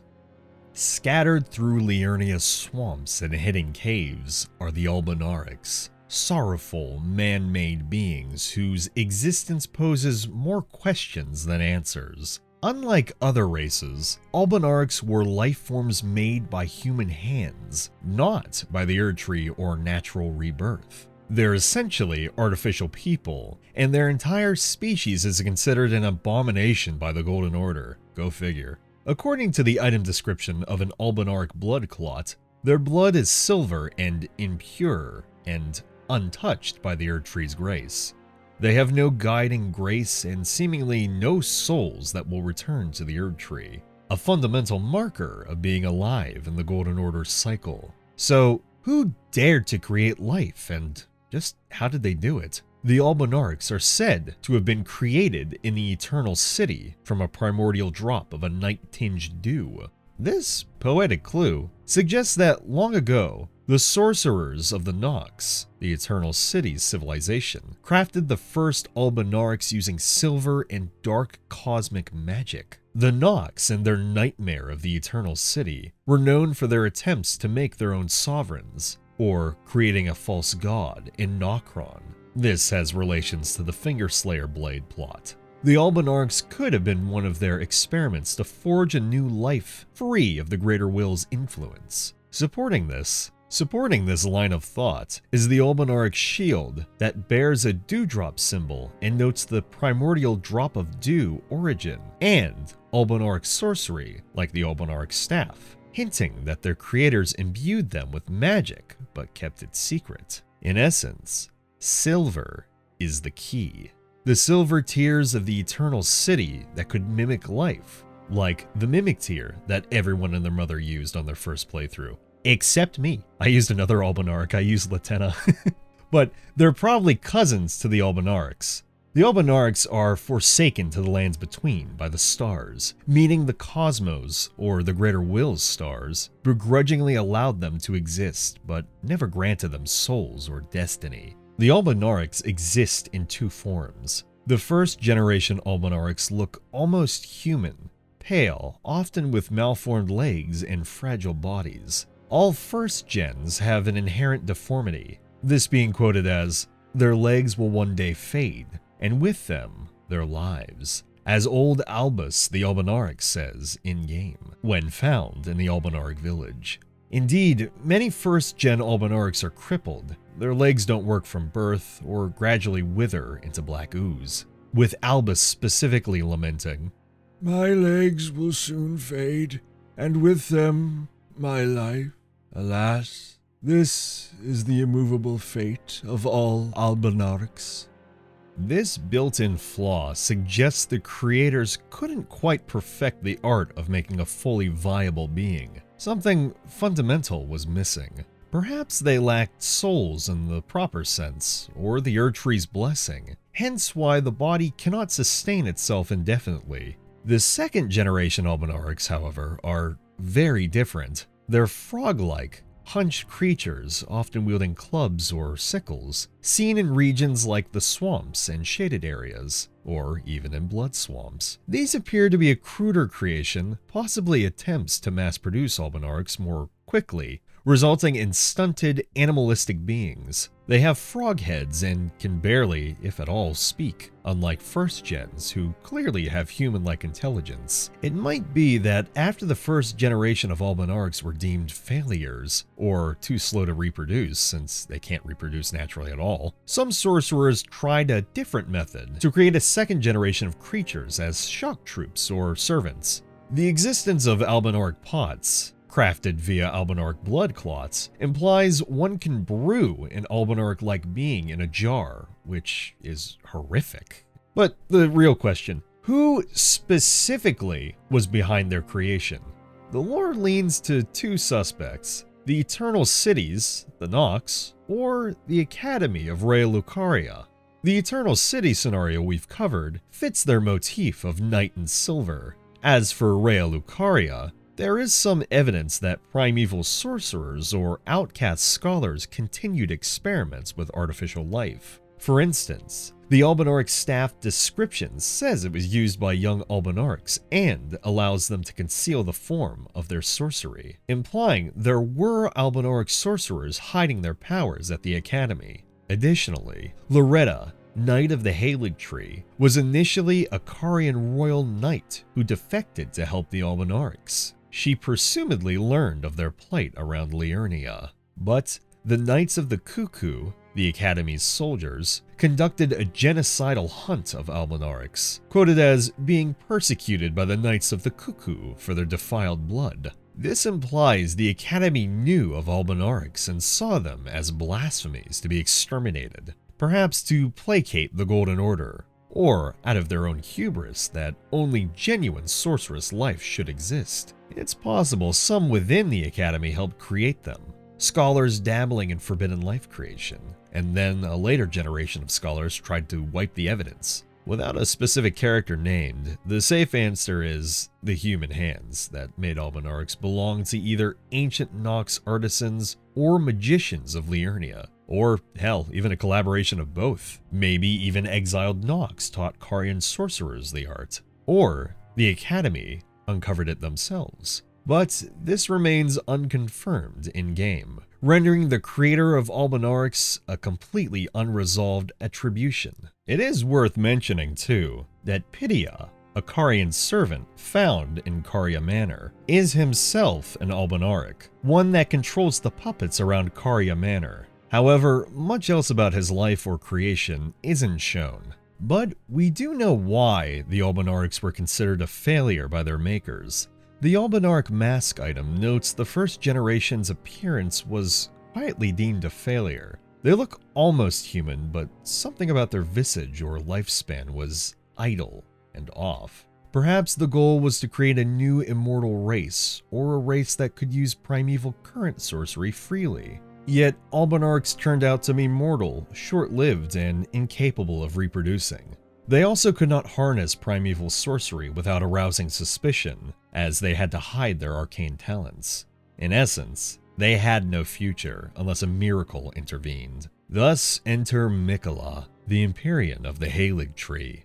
The young Miquella took a special interest in those spurned by the Erd Tree. The Albinarchs saw Miquella's Halig Tree as their prophesized promised land. Many first-gen Albinarchs undertook a pilgrimage to find this sanctuary.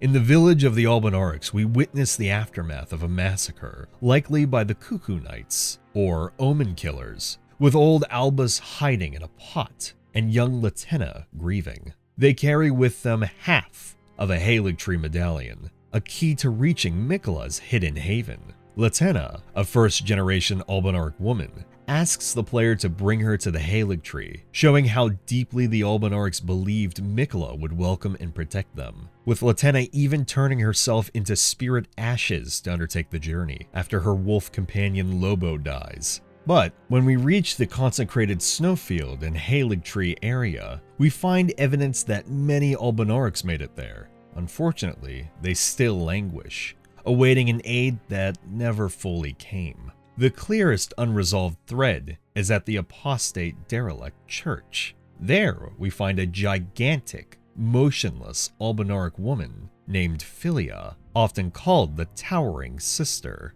She appears almost statue-like and unresponsive as Latenna's spirit addresses her as Big Sister. Philia's existence is quite the mystery. Why is one Albinauric huge in size and seemingly comatose? Cut content suggests Miquella devised a plan to use Philia as a kind of mother figure for Albinaurics. Data mines even reference a birthing droplet, an item Miquella would have given to an Albinauric matron to allow them to reproduce, or otherwise perpetuate their kind. According to the cut dialogue, Philia is capable of accepting the birthing droplet and creating life and hope for all Albinaurics. In other words, Miquella intended to fix the Albinaurics' inability to have children, effectively finishing what their original creators started, but in a benevolent way. Unfortunately, Miquella was kidnapped by Moog before the plan came to fruition. Thus, Philia sits in the ruined church, eternally waiting for an event that never happened. The droplet, the awakening. It's a haunting image, an artificial Eve left sterile and catonic. So, what went wrong with the Albinaurics is multifold. Their creators defied the natural order, and thus the greater will denied them souls and grace, making them short-lived and deemed impure. Physically, they were unstable and could not continue their line. Socially, they were persecuted relentlessly by those loyal to the Erd Tree. The Albinauric legacy is one of tragedy. Even though they had intelligence, culture, and even latent magical talents, they were treated as subhuman by most factions. Their father or creator remains unknown in name, but whoever it was effectively abandoned them to their fate. Only Miquella showed them compassion. The unsolved mystery here is that if any of their creators' intentions survive, were Albinaurics meant to be soldiers, hence the second-generation brutes? Or a new species of sorcerers, hence the first gen? Did the Nox create them to thumb their nose at the greater will, making beings with no grace as a form of blasphemy? Or was it pure experimentation without thought for consequences? And more importantly, will they ever attain the life and hope promised by Miquella's intervention? As of now, Philia's slumber is completely unresolved, and with that, they are nothing but living questions about the limits of creation, and what happens when humans, or their equivalent, try to play God. So the answer, so far, is written in silver tears and fading legs. A failure, but one that inspires both pity and hope. Hugh and the Forgotten God-slaying Weapons, a smith's eternal task. In the depths of the Round Table hold, the gentle clanging of a hammer on steel echoes endlessly. Smithing Master Hugh, the misbegotten blacksmith bound in chains, toils ceaselessly on an impossible task to forge a weapon that can kill a god. Long ago, Queen Marika herself decreed this duty. Lore tells us that Marika cursed Hugh under the Golden Order to create a weapon capable of slaying a god. Thus, Hugh was imprisoned in the hold for eternity, endlessly honing the armaments of all Tarnished who pursued the Elden Ring. This backstory, of course, immediately raises questions. Why would Marika, the eternal goddess, want a god-slaying weapon? The phrasing suggests Marika foresaw a need to kill an immortal, perhaps even to destroy the Greater Will's vassal, the Elden Beast, or herself. Hugh's endless labor is one of Marika's many secret contingencies. His very greeting reveals his resignation. I'm trapped by the hold, undying, smithing for you fools. That's all there is to it.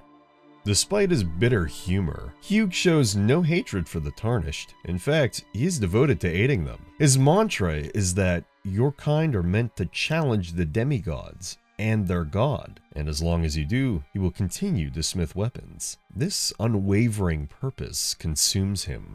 Over the course of our journey, we witness Hugh's tragic degradation. After the Erd Tree is set ablaze, the Round Table hold begins to burn, and Hugh's binding chains finally break. Yet he refuses to leave his forge. He keeps hammering away, even as ash and flame fall around him. When asked why, he responds with the same refrain. You came to challenge the demigods and their god. I will always smith your weapons. It is what I wish, to smith a weapon for you, to slay a god. His entire existence has been defined by this single task. At times, within the Round Table hold, we can find Hugh offering a prayer.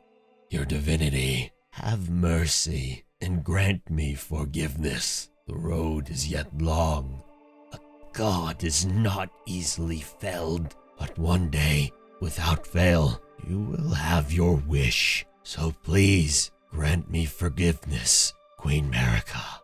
It's a heartbreaking scene. This loyal smith prays for forgiveness from Marika, even as he continues to forge. But in the end, he doesn't flee or save himself. Instead, he apologizes for not yet fulfilling her command. We never actually see a unique god-slaying weapon item emerge from Hugh's work. Symbolically, the armaments he hones for the player become the tools to fell gods. By the story's climax, the Tarnished uses any weapon, be it a humble dagger or a famed blade, to slay Radagon and the Elden Beast, empowered in part by Hugh's upgrades. In a sense, Hugh's purpose is fulfilled through the Tarnished. This is bittersweet. The weapon to kill a god wasn't a singular legendary sword, but the collective sharpening of all of our blades and skills thanks to Hugh's craft. Fittingly, Hugh's dear friend, Roderica, the spirit tuner, makes a last request once Hugh's wits begin to fail. She asks the player to use the weapons Hugh strengthened to slay Queen Marika and finally put the old smith's soul at ease. Roderica understands that only by ending the misguided divinity of Marika, the very god who cursed Hugh,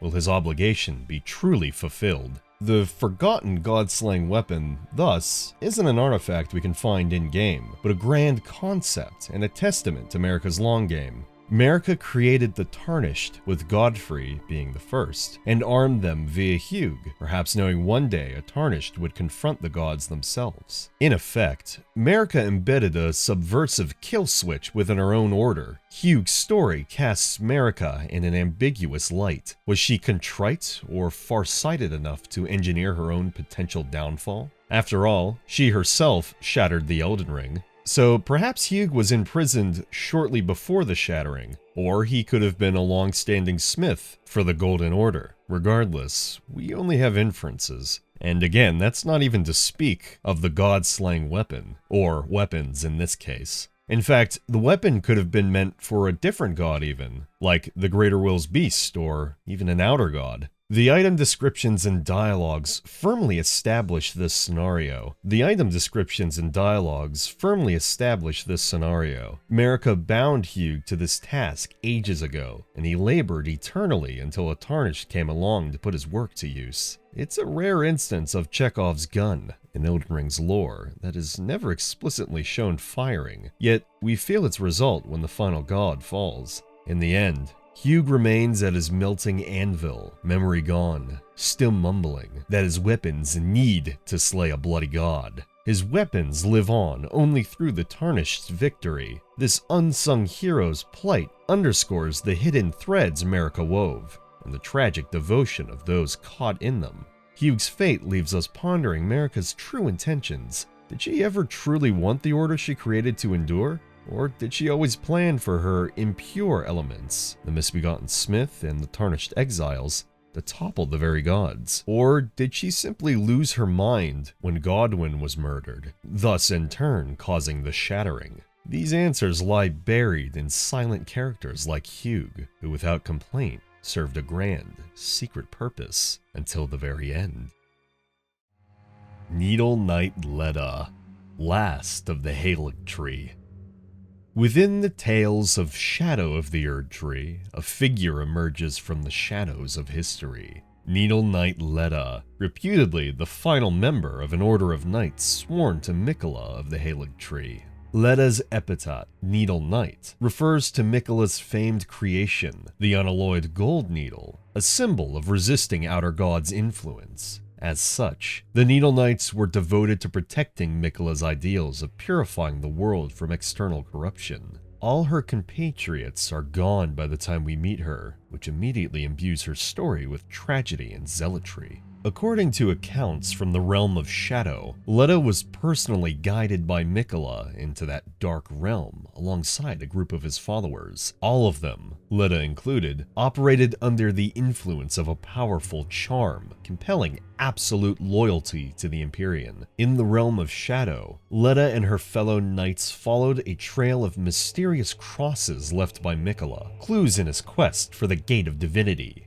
This hints that Miquella sought a gateway to true godhood, and he left signs only his devoted could track. The Tarnished encounters Letta near Mogwin Palace, at the site of Miquella's slumbering cocoon. In an eerie scene, Letta urges the Tarnished to touch the withered arm inside Miquella's cocoon, a desperate measure to enter the realm of shadow and chase after her lord. Once in the shadowy land, Letta appears repeatedly as a driven ally for a time. We learn that Miquella's great rune was shattered in those events. The charm binding Letta's comrades was broken. Freed from magical compulsion, some knights began to question their path. But not Letta. Her devotion to Miquella remained unshaken. Instead of welcoming her peers' independence, Letta grew paranoid. She started suspecting disloyalty in anyone whose faith wavered once the charm was gone. Obsessed with ensuring only the truly faithful stayed at Miquella's side, Letta effectively turns inquisitor. Lore states, Letta sets about ferreting out those she believes undeserving of a place at Miquella's side. She fixates on two targets in particular, Hornsent and Sir Ansbach, fellow knights she deems potential traitors. This marks a dark turn in Letta's character, from loyal knight to fanatical hunter of her own brethren. It's a tragic irony that an order founded on love and fellowship could devolve into this deluded suspicion. If the player chooses, they can intervene, either helping Letta eliminate those she doubts or protecting her would-be victims. Regardless of choices, Letta's paranoia speaks volumes. Even without magical influence, her faith in Miquella is absolute to the point of murderous zeal. Ultimately, however, as the Tarnished pushes deeper toward the Gate of Divinity, Letta crosses our path one final time at the threshold of that goal. By now, she has likely shed the last of her former allies, one way or another, truly making her the final Needle Knight. At this climax, Letta pieces together a realization: the Tarnished is not guided by Miquella's will after all, but by the Erdtree's grace. From Letta's perspective, this makes the player an unwitting agent of the Old Order, a possible threat to Miquella's ascension. Thus, Letta challenges the Tarnished to combat. The ensuing battle is a fierce one. Letta is renowned as a fearless, skillful knight. Legends even say she was so formidable that even someone as powerful as Sir Ansbach respected her prowess. In the end, however, the Tarnished overcomes Letta. She falls along with the remnants of her dream-chasing comrades, whomever was still devoted to Miquella. Letta's background paints a sorrowful picture of devotion turned into self-destruction. We glean that she likely joined the Needle Knights out of genuine admiration for Miquella's kindness, Needle evoking Miquella's golden needle that wards off madness. These knights probably saw themselves as protectors of the vulnerable and foes of the Outer Gods' meddling. Letta is called the Last Needle Knight, implying her order was prestigious, but nearly wiped out by the time of the DLC's events. Whether they fell during the Shattering or later isn't entirely clear. They could even be in the cocoons that surround the Halig tree in Elfale, but the fact that she and others ended up in Mohg's vicinity suggests they were captured or led astray. Letta herself survived Mohg's dominion, perhaps even infiltrated it, all for the hope of rescuing or following Miquella. That, in and of itself, speaks to an incredible will and skill on her part. Her unwavering faith, even after being freed from charm, also reveals much about Miquella. The young lord's ability to inspire devotion was so great that people like Letta needed no enchantment to love him. Yet that love, pure and radiant, could become terrifying in its intensity. As another character, Sir Ansbach, bitterly observes, Letta exemplified the double-edged nature of Miquella's influence, immensely inspiring, but potentially blinding. In chasing her lost saint through waking and dream, Letta lost sight of the very ideals of mercy that Miquella embodied. By the time of her final duel, she is a tragic figure, the loyal knight who became a fanatical avenger, slaying those she deemed impure. In sum, Needle Knight let us background enriches the lore around Miquella's secret activities in the shadow of the Erd Tree. Through her, we see a glimpse of what Miquella's followers endured, secret missions into unseen realms, conflicts of faith once his direct influence waned, and the ultimate question of who gets to stand by a god's side. Letta stood resolute, but alone at the end, the last of her kind. Her story remains partly unsolved. We have her actions, but not the inner thoughts that led her to kill comrades. Was she horrified at the charm's control and overcorrected? Did she believe a prophecy that only the truest believers would reach the divine gate? Those answers died with her, and what remains is the legend of the final Needle Knight, whose needlepoint devotion to Miquella stitched a path of both reverence and ruin. Goldmask's life before the silence. In the lands between, few figures are as bizarre yet pivotal as Goldmask, the mute golden fanatic who points tirelessly at the sky. Seriously, I don't know how his arms don't atrophy from being raised all the time. But when we meet him, Goldmask is already a silent ascetic, wearing only a shining mask and loincloth as he contemplates the mysteries of order. But who was Goldmask before he renounced words and became a living statue of enlightenment? Hints scattered through dialogue and item descriptions suggest a fascinating backstory. According to Brother Corrin, his only follower, Goldmask was but a tarnished living outside the lands between. Yet, he was a great scholar who foresaw the coming guidance of grace. This implies Goldmask was a learned man, possibly a historian or fundamentalist philosopher, who studied Golden Order principles during the long exile of the Tarnished. He foresaw the return of grace, which suggests an almost prophetic insight that the Elden Ring would one day need mending. And indeed, when grace did revive and beckon the Tarnished back to the lands between, Goldmask traveled there alone, not to seize the power for himself, but to contemplate the Golden Order. This extreme piety sets him apart from other Tarnished, most of whom seek to become Elden Lord. Goldmask instead sought understanding above all. Goldmask's behavior, standing motionless with a raised finger, might seem eccentric, but it reflects his pursuit of absolute truth through mathematics and logic, that being the Golden Order fundamentalism ethos. He's described as a staunch pursuer of Golden Order fundamentalism, one whose brilliant inspiration once shone upon him like a halo. In fact, Goldmask crafted the radiant mask he wears as a symbol of an epiphany he attained. The mask resembles a blazing golden ring, representing the perfect order he envisioned. What was this revelation, though?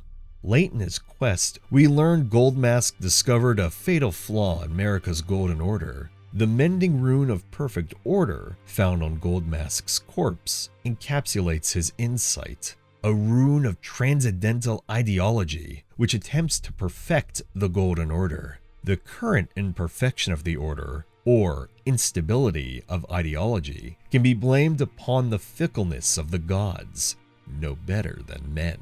That is the fly in the ointment.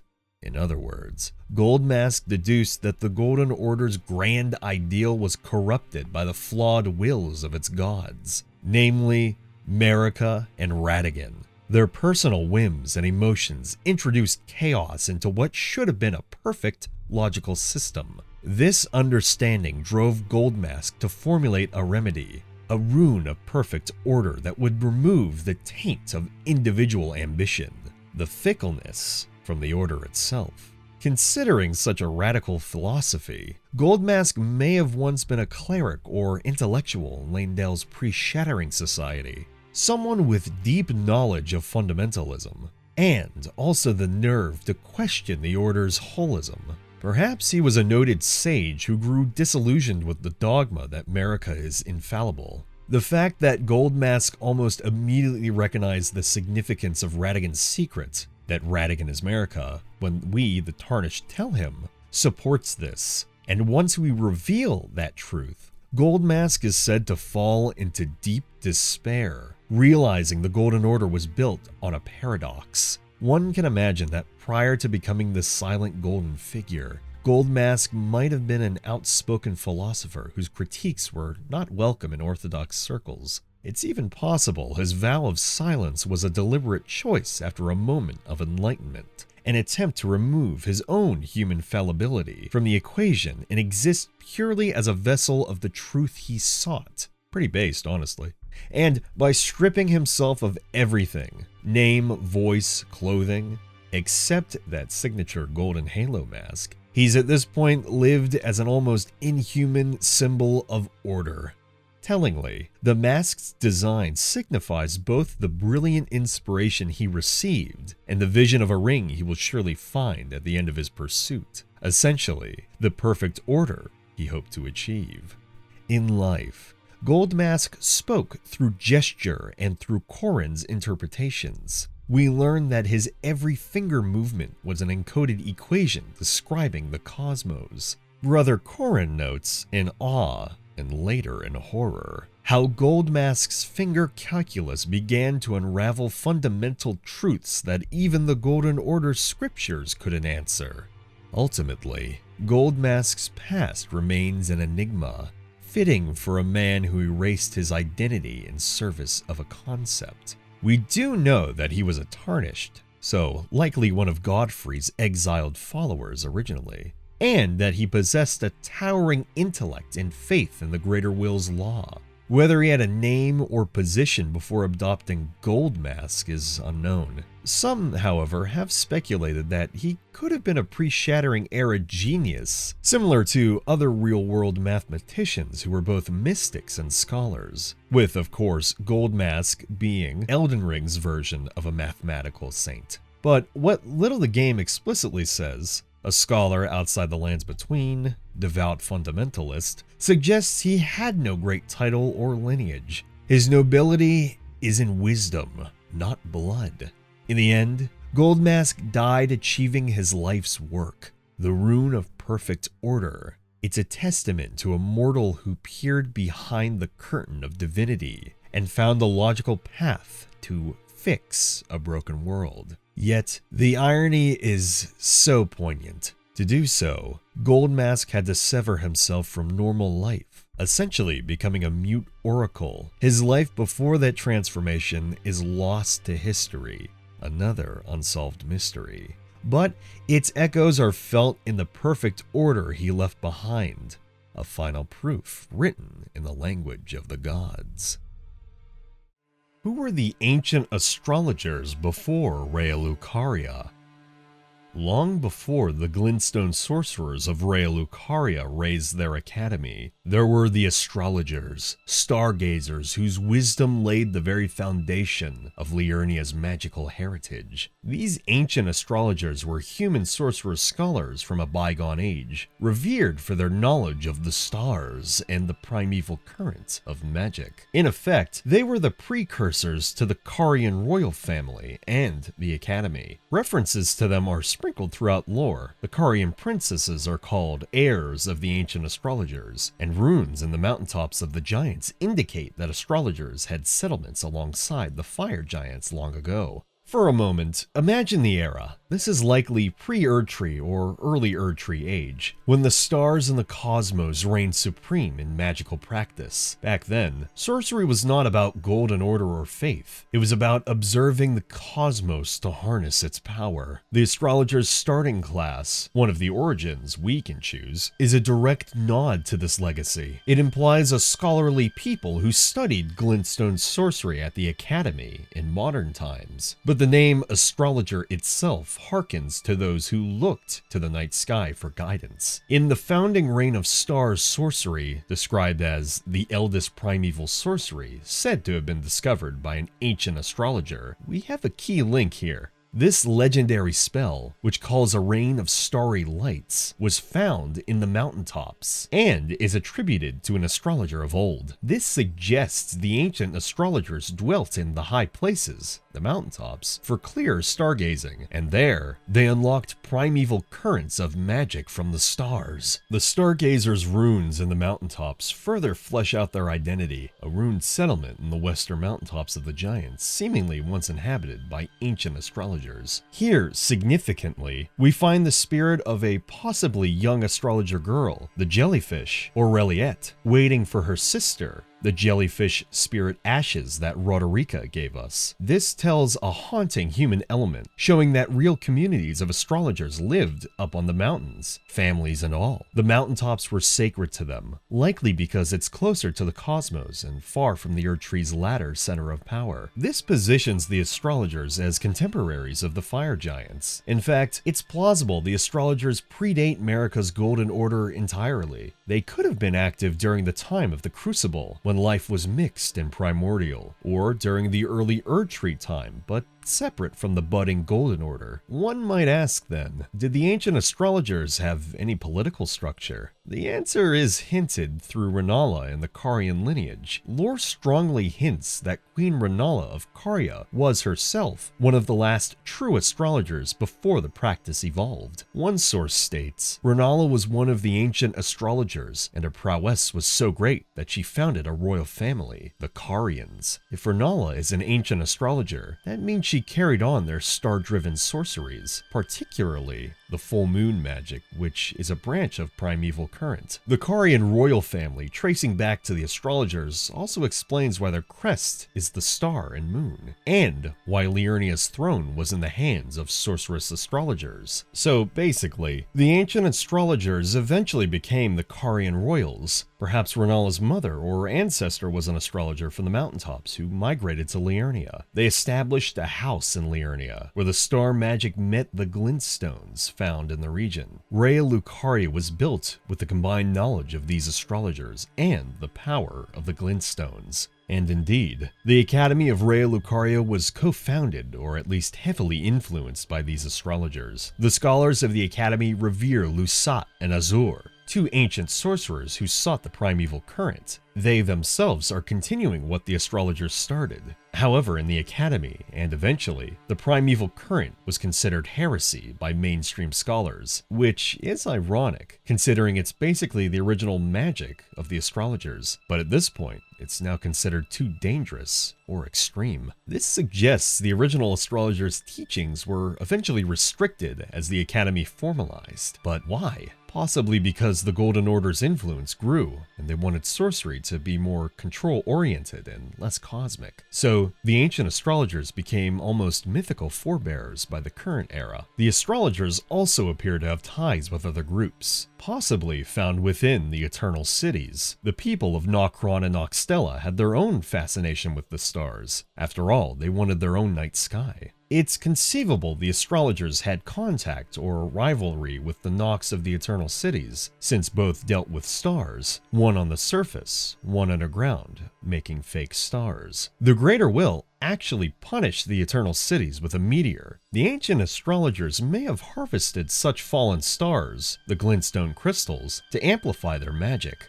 Glintstone sorcery is explicitly the amber of the cosmos, a gift from the stars. This tells us the astrologers not only watched stars, but also worked with the material the stars provided. Hence why, by Renala's time, carrying a glintstone staff channeling star shards is pretty standard. In sum, the ancient astrologers were the stargazing sorcerers of old who laid the groundwork for Liurnian sorcery and Carian royalty. They lived in places like the mountaintops in Liurnia, charting the heavens and developing primeval sorceries like the founding reign of stars. Additionally, we can find stone astrolabes dotted around the lands between on high-up cliff faces. Whether these are the astrologers or the academies leads to some speculation, but regardless, the astrologers likely taught their craft to their descendants, who became the Carian dynasty, or dynasty, fucking Moog, explaining why Caria is said to trace back to them. Over time, their tradition was institutionalized into Rea Lucaria Academy. founded by the combined efforts of the astrologers and the glintstone miners. The ancient astrologers, thus, were not a different species or anything, but an earlier generation of sorcerers, whose devotion to the night sky and its currents of magic persisted even as Golden Order faith spread elsewhere. They coexisted with, or slightly predated, the Erdtree's rise, choosing stars over tree. That's why even the Troll Knights of Karya have an oath to the moon. It's a holdover of that astrologer culture, as the trolls were called by the Karyan heirs of astrologers to fight for Rennala, swearing by the moon and the stars rather than the Erdtree. Finally, it's poetic to note why they're called astrologers, not astronomers or sorcerers. Astrology implies reading fate in the stars. These ancient scholars likely believed the stars dictated destiny. They probably served as seers, using the night sky to prophesize. We know that when Radon was defeated and the stars fell, the fate once writ in night sky resumed. This belief system is pure astrologer doctrine. It means the astrologers' teachings about cosmic fate were correct. Their traditions carried on in Karyan astrology and were validated when the stars moved again. The ancient astrologers were the progenitors of Rhea Lucaria's sorcery and Karyan astrology, an order of star-focused magi existing alongside early Erdtree society. They built observatories, studied primeval sorcery from the stars, and guided their people by the movements of the heavens. Over time, they evolved into the Karyan lineage, with Rennala, last queen of the full Mu, as a direct inheritor of their starry wisdom. Their influence persists in every glintstone staff and every sorcery that calls down stars, though the Golden Order later branded some of their knowledge as heretical primeval current. The legacy of the astrologers still shines in Liurnia's night sky, and in the fate of the stars that even gods cannot completely defy. Melina's origins and the purpose of her closed eye. Melina appears to the player as a mysterious maiden, offering guidance and aid in leveling up, and ultimately serving as the sacrifice to ignite the Erdtree's flame. She pointedly refers to herself as having obtained a purpose from my mother at the foot of the Erdtree. Marika's known offspring are the demigods, yet Melina is not listed among them in any conventional way. Melina, being a daughter of Marika, was never publicly acknowledged, implying her existence had a specific, hidden purpose. Melina's most striking physical feature is her closed left eye, marked with a very interesting rune pattern, or perhaps a claw. Many theories are abound about this eye. Some tie it to the Glomide Queen.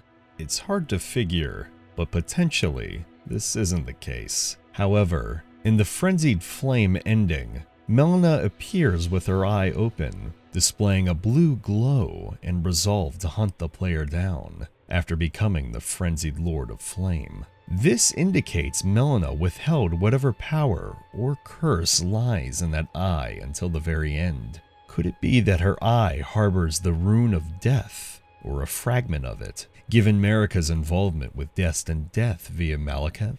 It's speculative, of course, but Melina's consistent association with death and rebirth is noteworthy at the very least. She quotes Marika's own words at sites of grace and pushes you toward burning thorns, sacrificing herself in the process. Some people liken Melina to being the soul of Marika's discarded half when Marika turned Radagon into her male half. Perhaps Melina was a leftover other self. Another interpretation, Melina might be Marika's daughter by Radagon, making her a sibling to Melania and Mikola. This would fit the red-haired curse motif. Melina's hair has a reddish hue, if subtly, and if Radagon is her father, that could explain the closed eye, as Ronnie, another child of Radagon, has one eye cursed shut, albeit for different reasons.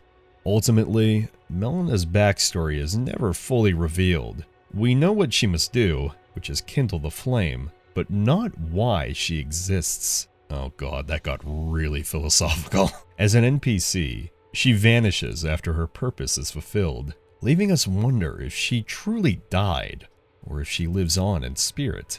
The only one clear statement is that she's born at the foot of the Erd Tree and tied to Marika, essentially an Erd Tree incarnate maiden. Melena's enigmatic smile, gentle demeanor, and sudden appearances give her an ethereal quality, almost like an angelic figure sent by Marika to assist a destined champion. Her closed eye symbolizes all that she carries, yet never discloses. But for now, Melina remains half-known, a gentle guide with secret fire, walking the line between life and death in service of an almost unknowable mission. The Eternal Cities and the Nameless Night. Deep underground lie the eternal cities of Nokron and Nokstella, remnants of a civilization that rebelled against the Greater Will. These cities exist under a perpetual false night sky, lit by artificial stars. Lore tells us the Nox people of the Eternal Cities invoked the ire of the Greater Will and were banished deep beneath the earth. In-game, a giant crater in Limgrave, created by the falling star beast Estelle, one of many, now exposes Nokron, suggesting the Greater Will's wrath took the form of a cosmic strike. One text even calls Nokron an ancient city punished for high treason against the Greater Will, and says, Estelle, natural born of the void, was unleashed upon their cities, wiping them out, with Estelle themselves being a race and not a singular being. The specifics of the crime remain unclear. Did the Nox attempt to create their own lord, or even a false god? The Finger Slayer blade, found in Nokron, is said to be capable of harming the Greater Will and its vassals, and was a key to Ranni's plot. This blade, said to have been born of corpses, is one of the Eternal City's greatest treasures. Its existence hints that the Nox tried or planned something similar in ages past. The game never reveals who the Lord of Night the Nox sought to crown was, or how far the rebellion went before the Greater Will obliterated them. We see only ruins, empty palaces, gigantic skeletal remains. The Nox were forced to live under a false night sky as a lasting punishment. The Night Maiden and Swordstress enemies imply a matriarchal society dabbling in forbidden arts. Yet all that's left are ghosts, corpses, and beings that should have never existed. This lack of closure keeps people theorizing. Was their hidden lord meant to rival Marika? How did their civilization's knowledge, via eternal life and crafting mimic tears, influence later events? The Eternal Cities encapsulate a grand rebellion reduced to silence, one of Elden Ring's greatest unsolved stories, literally buried in the dark. The Omen Curse and the Dung Eater's Fell Blessing. The Omen are cursed individuals born with horns, reviled in the lands between. Morgoth and Mohg, the twin demigods, were the most famous Omen. The Omen Curse itself is poorly understood, however. It appears to be an affliction tied to the Crucible, the primordial mixture of life that the Golden Order deems impure. Corpses of Omen are mutilated after death to remove their horns, as the curse is thought to live in those growths. But enter the Dung Eater, a vile murderer who cultivates what's known as seedbed curses. This curse manifests on defiled corpses as a sickly pox covered in Omen horns. According to the item description, the Dung Eater cultivates the seedbed curse on corpses. By doing so, he prevents dead souls returning to the Erd Tree, leaving them forever cursed. In other words, those afflicted by the seedbed curse cannot have their soul recycled by the Erd Tree. They're stuck in torment. The Dung Eater's end goal is revealed when you complete his quest. He gives you the mending rune of the Fell Curse, stating that when used to mend the Elden Ring, it will spread the Omen Curse to all life. This blessing of despair is one of the most grotesque outcomes. A world where every being is cursed, unable to return to the Erd Tree in death. It's essentially the antithesis of the Golden Order's promise of rebirth. It's eternal life as undeath and affliction. The mystery here is multi-layered. First, why does the Omen curse exist? The game hints it's a remnant of the Crucible, life's more chaotic state. The Omen killers hunted and butchered cursed individuals to protect the Golden Order's clean cycle. Yet the presence of Omen among Marika's own children suggests the curse isn't just random. It might be an intentional part of the world that Marika tried to erase. And in that way, makes me think of Gwyn suppressing humanity with the Age of Fire. But second, what exactly would a cursed age look like? The Dung Eater claims it as a blessing. In his twisted view, all people will become as vile and wretched as him, equal in despair. But beyond the philosophical horror, the mechanics are unclear. If no soul returns to the Erd Tree, does that mean immortality through undeath for everyone, or perpetual rot? The ending doesn't elaborate. It leaves you with an image of the Tarnished as lord of this damned world, and nothing more. Another mystery. The Dung Eater's motivation is barely explained by himself. Why is he driven to propagate the curse so zealously? Perhaps he discovered that cursed souls cannot be reborn, essentially achieving a twisted form of immortality or escape from the Greater Will's control, and decided that everyone should share that fate. It's an ugly kind of salvation he's preaching. This brings us to the largest unknown. Is the Omen curse simply a byproduct of the Erd Tree's rejection, a curse by the Greater Will? Or is there an outer god or force behind it? Unlike the Frenzied Flame or Scarlet Rot, no singular deity is named for the Omen curse. It may just be the primordial life force fighting back against the Erd Tree's pruning. In any case, the Age of Despair leaves the lands between in a state the game doesn't depict beyond a brief description. It's an unresolved thread in the sense that we don't fully grasp the metaphysical implications. The Omen have always been a symbol of the taboo in this world. With the Dung Eater's actions, that taboo could become the new norm. The question hanging in the air, would that truly free people from the Golden Order's cycle, or simply doom them to eternal suffering? The lack of a clear answer makes the Omen curse a chilling enigma. But at the end of the day, the game gives the player the choice in making this dark ending a reality, but not with the satisfaction of knowing what it really brings about. Queen Renala's rise before Radagon. Long before she was left heartbroken holding an amber egg, Renala of Caria was a powerful sovereign in her own right. As a young astrologer, Renala gazed at the stars in Liurnia's night sky and eventually encountered a full moon, a mysterious guiding force that enchanted her. With the moon's blessing, Renala bewitched the Academy of Raya Lucaria, elevating herself to headmaster and queen of Caria. In that golden age of the Carian royals, she established the House of Caria as royalty and led the enchanted Glintstone Knights who defended her realm. Her lunar magic became the cornerstone of Raya Lucaria's identity. She even banned the primitively chaotic primeval sorceries, exiling their practitioners like Azur and Lusat to keep the Academy under the moon's orderly sway.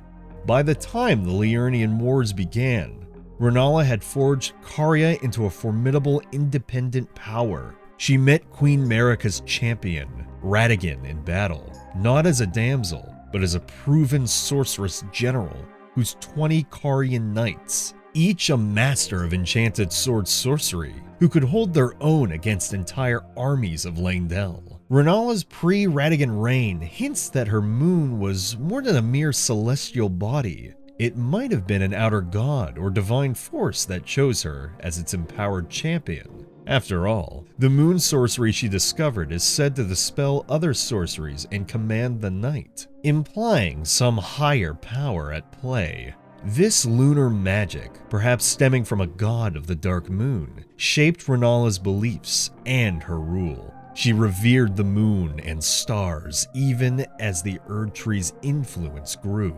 suggesting a parallel faith to the greater will. In short, Renala rose to power on her own terms, guided by a cosmic principle of moonlit fate.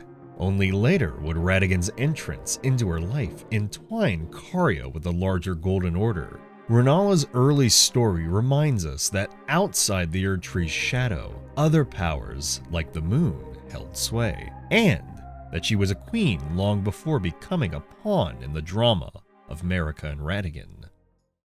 Beyond the lands between, the lost histories of the land of reeds and the Badlands.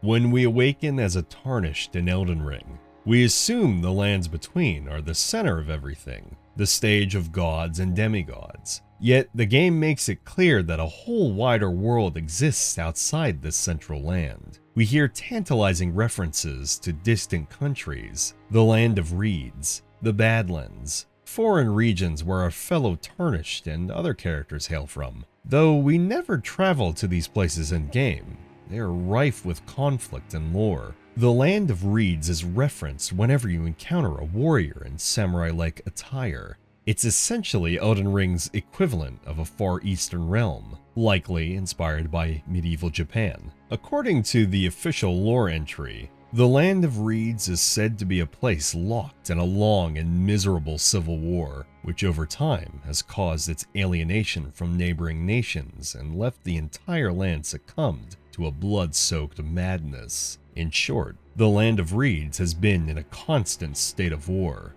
a civil war that has isolated it and drenched it in blood for years. Now, I myself, being a Japanese history nerd, can immediately tell you this is in relation to the Sengoku period, or the Warring States period, in which the title of shogunate, ruler of Japan, was trying to be claimed by many different people, from such people like Nobunaga Oda, Hideyoshi Toyotomi, Mitsunari Ishida, and the man who united the land, Ieyasu Tokugawa. Of course, this really has nothing to do with anything, but like I said, I'm a Japanese history lore nerd, and one of Japan's favorite things to talk about is the Warring States period, so just thought I'd add that in there. But anyway, the ongoing conflict might explain why several master swordsmen left the land to seek purpose elsewhere, eventually ending up in the lands between. One such figure is Okina, the old warrior who later became known as the Bloody Finger Hunter. The white reed armor set, worn by Okina, provides fascinating insight. It says Okina was a famed swordsman from the land of reeds, whose mind was sharpened by repeated battles until he could only see the absurdity of the world. Disillusioned by endless war, he renounced everything and became a demon of a swordsman. This matches the picture of a land where violence begets only more violence, a cycle so pointless that a man like Okina decided nothing mattered except perfecting death with his blade. Okina eventually left the land of reeds, perhaps because there was nothing left to gain or no worthy opponents. When he arrived in the lands between, he encountered Mohg, the Lord of Blood, and fought him. Mohg, impressed by Okina's bloodlust and skill, offered him a place among the Bloody Fingers. Okina accepted, and Mohg rewarded him by imbuing Okina's katana with accursed blood. This katana, of course, is the famed Rivers of Blood that everybody and their mother knows too fucking well. Swish, swish, swish, swish, swish, swish, as you know. So, the Land of Reeds not only ties into Elden Ring via Okina, but we also meet Yura, the hunter of the Bloody Fingers. Yura wields a katana, Nagakiba, and dresses in Reed Lander style, indicating he's from there as well. He's an ally who hunts those like Okina who became Bloody Fingers. We can infer Yura and Okina took opposite paths out of the Land of Reeds. Yura perhaps left to escape the madness and uphold some chivalric code elsewhere, whereas Okina leaned into the madness and kept on killing. Both paths reflect that blood-soaked madness that defined their homeland. A poignant detail, the character creator's description for a Reedlander face says, "A face from the faraway, isolated land of reeds, where blood is a familiar sight." This aligns perfectly with the idea of a war-torn country. The big unsolved mystery here, however, is what were they fighting over in the land of reeds? A civil war, of course, implies factions, perhaps a dynastic conflict, like I mentioned earlier, vying for the shogunate. But the game doesn't say if it's tied to anything supernatural like outer gods or just plain human strife. One theory is that since the lands between's influence, grace, spurned the nomads and was absent in certain places, maybe the land of reeds was largely beyond the Erdtree's reach, leaving them to their own devices. If so, their civil war could be more of a mundane one of politics and power, unmoderated by any greater will. Personally, I like to sometimes think of what the people in the other lands are thinking about the lands between. Like, they have this huge fucking tree, and they're doing all this crazy shit in the lands between. Like, it's just a funny thought if you think of it like an outsider. Like, what are these people doing? They're summoning gods and aliens from beyond? Like, what? But another unresolved point is the land of reeds' relation to Mikola and the Halig tree. This itself might sound far-fetched, but consider, the Inaba are mentioned, Okina's loyal disciples who practice the forbidden seppuku technique, impaling themselves to empower their weapons. The Inaba chased Okina to kill him for abandoning them, and interestingly, Inaba are encountered as phantom NPC invaders in Elden Ring's gameplay, implying they followed him even into Mohg's realm. Now, seppuku in Elden Ring is a blood loss-inducing ash of war found near the freezing lake in the mountaintops. Some fans speculated ties between the blood practices of reeds and Mohg's blood rituals, or even connections to Mikola. However, nothing concrete links Mikola to reeds. Likely separate threads of blood motif, so that remains speculative. In summary, the land of reeds remains a far-off backdrop. We know it exists, we know it's drenched in endless war, and we meet its exiles, who carry legendary swords and martial techniques. But the outcome of that civil war, and what its purpose is a mystery. Is the war still ongoing by the time our Tarnished becomes Elden Lord? Did anyone ever unite the reeds? Perhaps the reeds' story was meant as world building, a nod that beyond our playable area, life and conflict goes on. It adds depth and a sense that the lands between is one of many lands touched by chaos. But as the beginning of this section addressed, now we go on to the Badlands, another mysterious location, but one tied very directly to our protagonist's journey. The Badlands are introduced in the opening cinematic through one crucial figure, Hoarah-Loux, chieftain of the Badlands, better known to us as Godfrey, the first Elden Lord. After Queen Marika removed Godfrey's grace and dubbed him as the first of the Tarnished, he was expelled from the lands between, along with his loyal warriors. Godfrey led these exiles on a long march out into the unknown, and it was there he apparently stripped himself of his lordly titles and returned to being Hoarah-Loux, a simple, if insanely strong warrior. The Badlands is the name of the place where Godfrey and the Tarnished ended up. From the little we glean, it's a harsh, barren land known for its warriors and appetites. In fact, before Elden Ring had released, I thought the Badlands referred to Caelid. Badlands being, barren, Caelid being pretty barren. It made sense in my mind. But the remembrance of Hoarah-Loux notes the journey and his shedding of kingship. The opening narration famously declares him chieftain of the Badlands, and an item, the champion's headband, presumably worn by some of his followers, says that Hoarah-Loux's heroism inspired many to follow his example. In essence, Godfrey became a legendary warlord in a foreign land, gathering many warriors under his banner as he carved out a life in exile. I mean, can you imagine fighting beside Hoarah-Loux? him leading the charge and slamming the ground with his earthquake strikes. It'd be fucking rad is what it'd be. But what were the Badlands like? True to their name, they're depicted as a brutal place,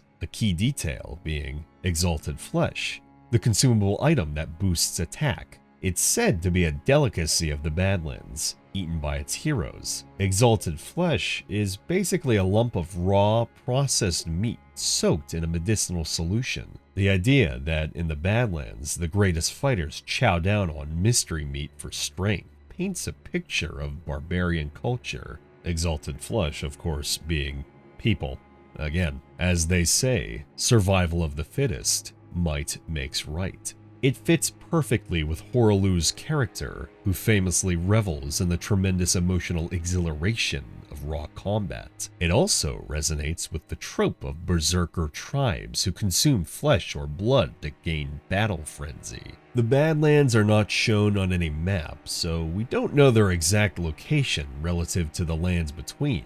The only hint that we do know is that the Badlands are beyond the seas of the lands between, as Godfrey and his kin took boats and set out on their long march. But wherever it is, by the time of Elden Ring's present, Godfrey left that land too, when the guidance of grace returned to the Tarnished. He and his clan set out from the Badlands, or perhaps him alone, to re-enter the lands between, seeking lordship once more. It's worth noting, too, that at some point before the beginning of the game, when the guidance of grace returned, Godfrey was beaten and killed, only returning because of the guidance of grace. But of course, by time we reach the ashen capital of Leyndell, near the end of the game, we see Godfrey return as a towering veteran covered in leonine imagery. But what about the others from the Badlands? One notable character connected is Nefeli Lu, who also calls herself Warrior and carries the surname of Hoarlu. She's presumably his descendant, or at least from his Badland tribe,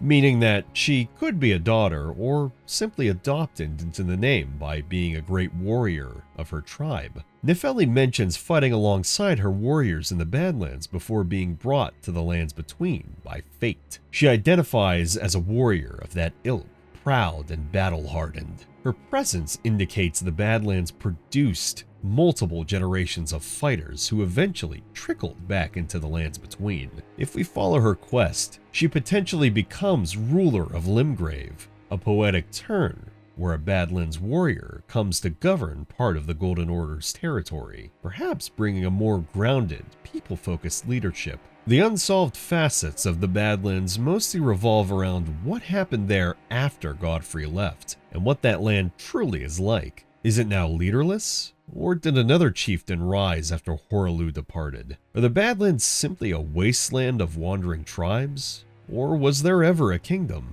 Given the minimal detail, it might remain one of those colorfully sketched backdrops that From Software intentionally leaves blank for our imagination. The word Badlands itself conjures an image of desolation, a place where no Erd tree blooms, possibly devoid of the Elden Ring's influence. One could speculate that without the Erd tree's blessings, life in the Badlands was scrappier, scarce of resources, and no golden grace to mend ailments or ensure prosperity. This could be why its people turned to consuming exalted flesh and celebrating brute strength. After all, they had to survive in a god-forsaken environment. It's interesting to note that while Godfrey was in the Badlands, the Greater Will seemingly had no presence there. Only when it needed its warriors back did grace shine again. This implies the Badlands might lie completely outside the reach of the fingers, a true exile where even the metaphysical light of grace doesn't touch. If so, that raises an even bigger question.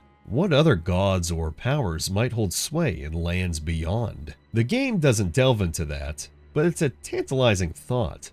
Perhaps the Badlands had their own local spirits or minor deities. Or maybe pure chaos reigned with no guiding force at all. Regardless, both the Land of Reeds and the Badlands serve to remind us that the lands between is one part of a larger world, a world in turmoil everywhere, not just where the Erd Tree stands. They add a layer of realism to the dark fantasy, and they leave us with mysteries like, will the Land of Reeds ever heal from its civil war? Will the Badlands ever be revisited? Let me know what you think in the comments, if you're not asleep that is. But also, I have another quick question for you guys. I mentioned earlier about wanting to cover other game lore, not necessarily just From Software games. So if you made it this deep into the video, for one thing, thank you. But also, consider leaving a comment on what we should cover. Maybe Bloodborne, Dark Souls, or, more Elder Scrolls. We do definitely want to cover all of these, at some point. But the more people ask for a certain category, the faster that we're going to end up,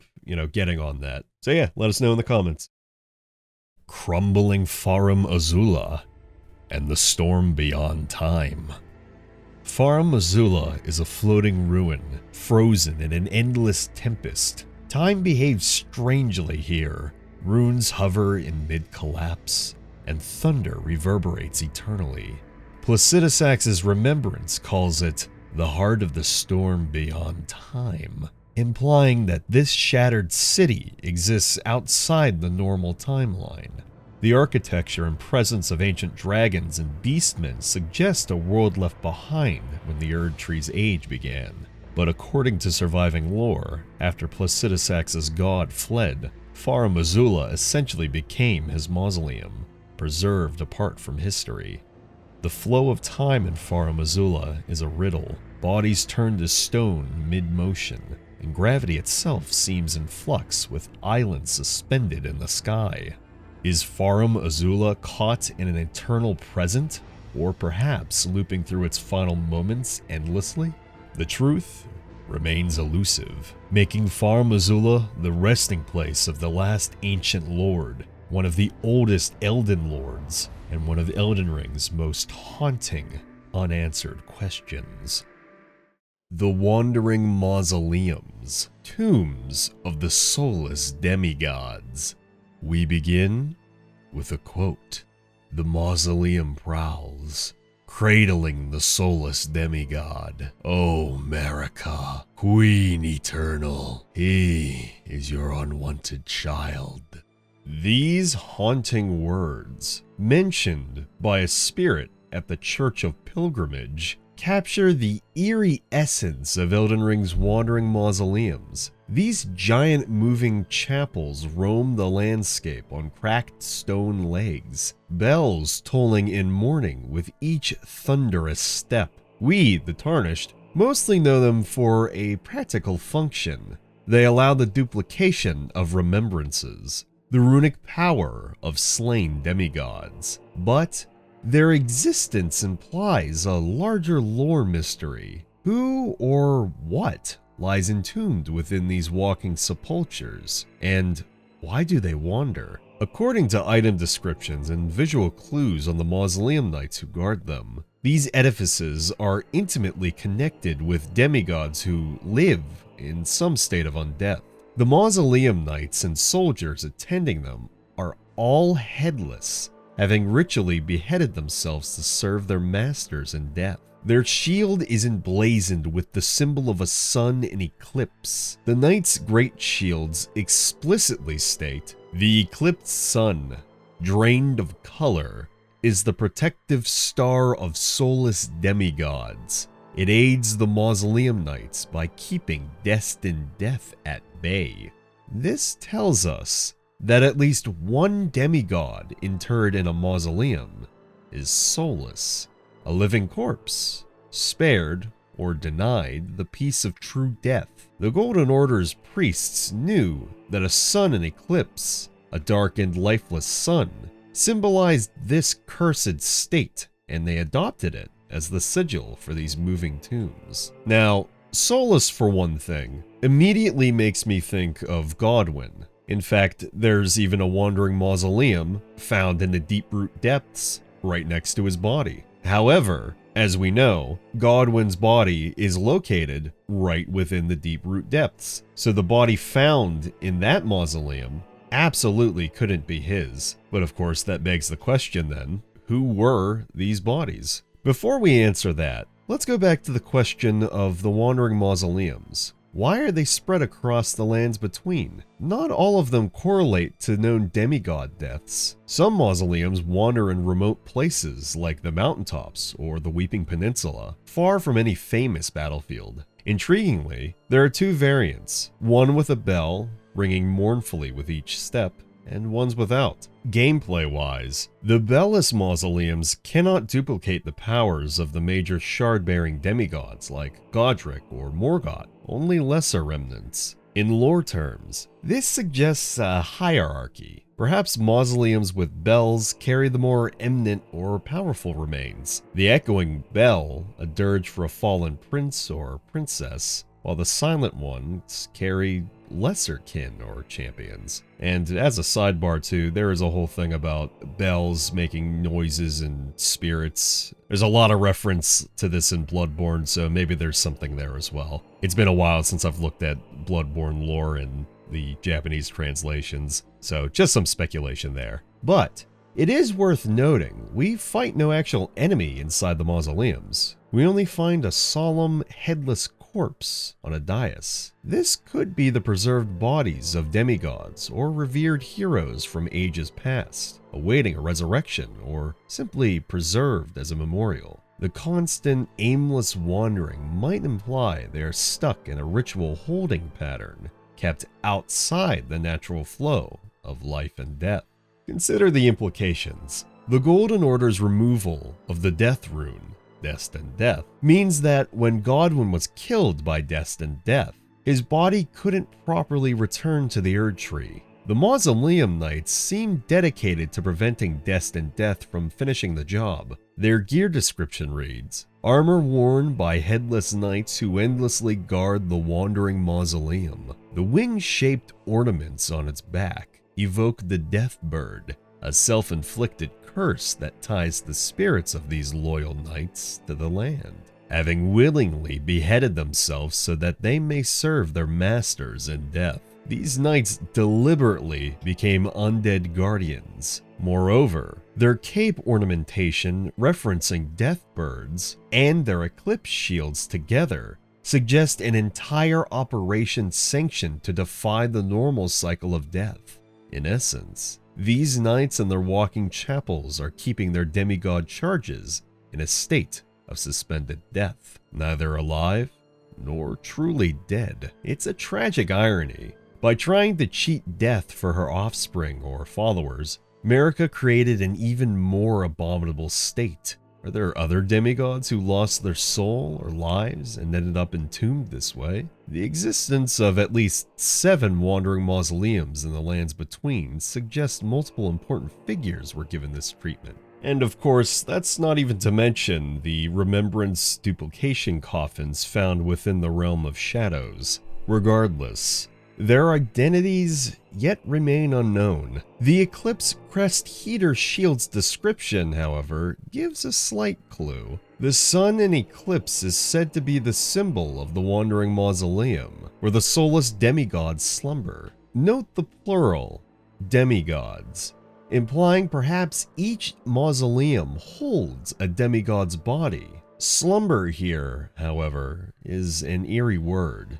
These demigods might not be conscious, but nor are they at rest. Speaking of the eclipse, Castle Sol's eclipse ritual, the attempt to bring about an eclipse of the sun using an eclipse shuttle, was explicitly intended to allow an undead god to ascend. Many believe this referred to the endeavor to revive Godwyn, the Prince of Death, to full life or godhood, potentially even preparing for the Age of the Duskborn, referred to in the Death Knight set found in the DLC. The true reality of the mausoleums, however, is located exactly within the quotes from the beginning of this section.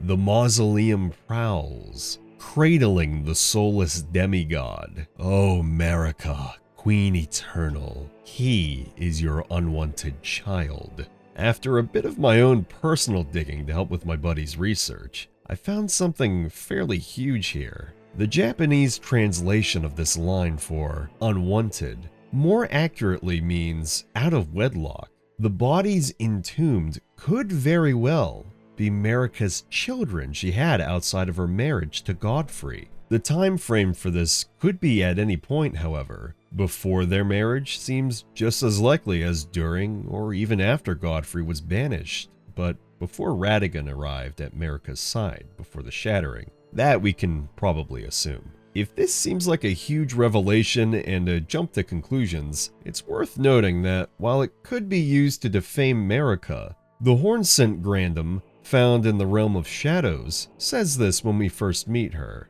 By the look of thee, another of Mesmer's peons, methinks. And while continuing to berate the Tarnished, she finally says, Listen, progeny of the wanton strumpet.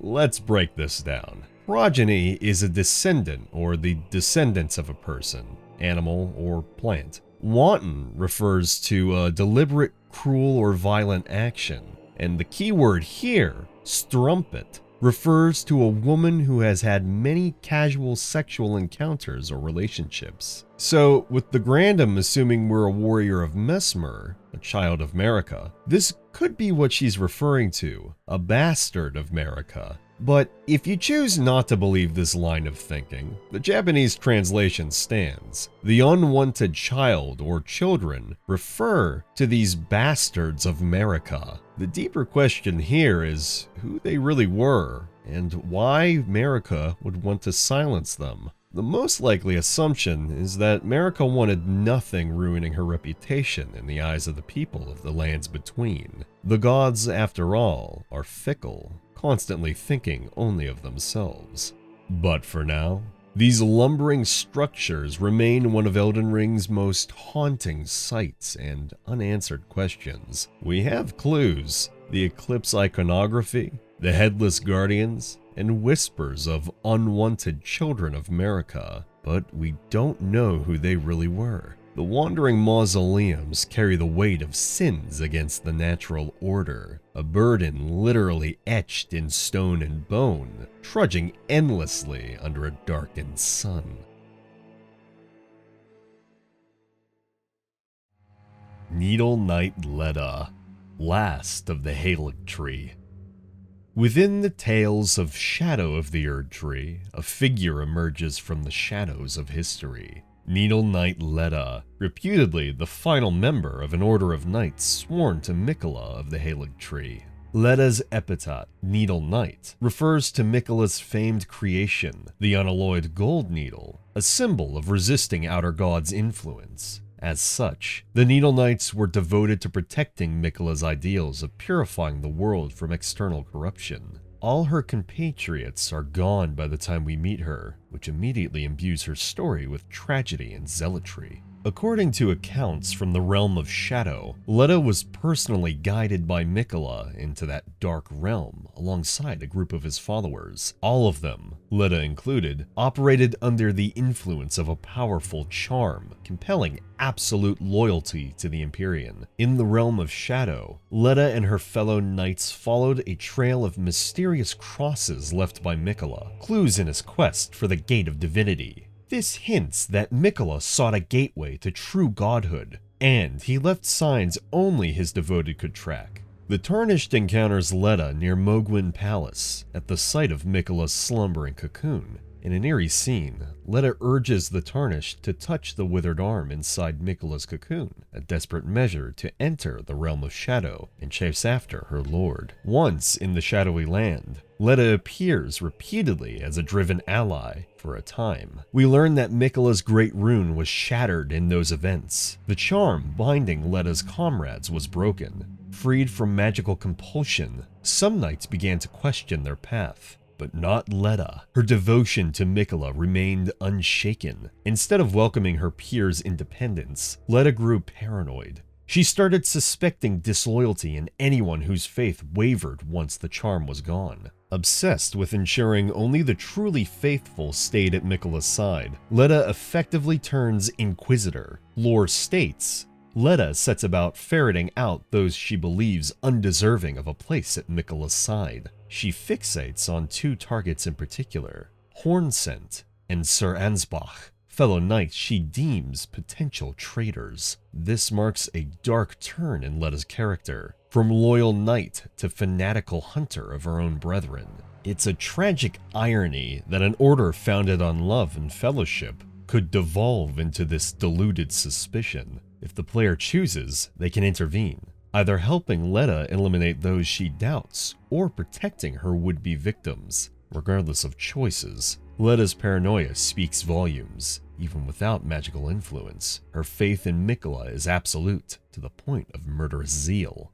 Ultimately, however, as the Tarnished pushes deeper toward the gate of divinity, Letta crosses our path one final time at the threshold of that goal. By now, she has likely shed the last of her former allies, one way or another, truly making her the final Needle Knight. At this climax, Letta pieces together a realization: the Tarnished is not guided by Mikola's will after all, but by the Erd Tree's grace. From Letta's perspective, this makes the player an unwitting agent of the Old Order, a possible threat to Mikola's ascension. Thus, Letta challenges the Tarnished to combat. The ensuing battle is a fierce one. Letta is renowned as a fearless, skillful knight. Legends even say she was so formidable that even someone as powerful as Sir Ansbach respected her prowess. In the end, however, the Tarnished overcomes Letta. She falls along with the remnants of her dream-chasing comrades, whomever was still devoted to Mikola.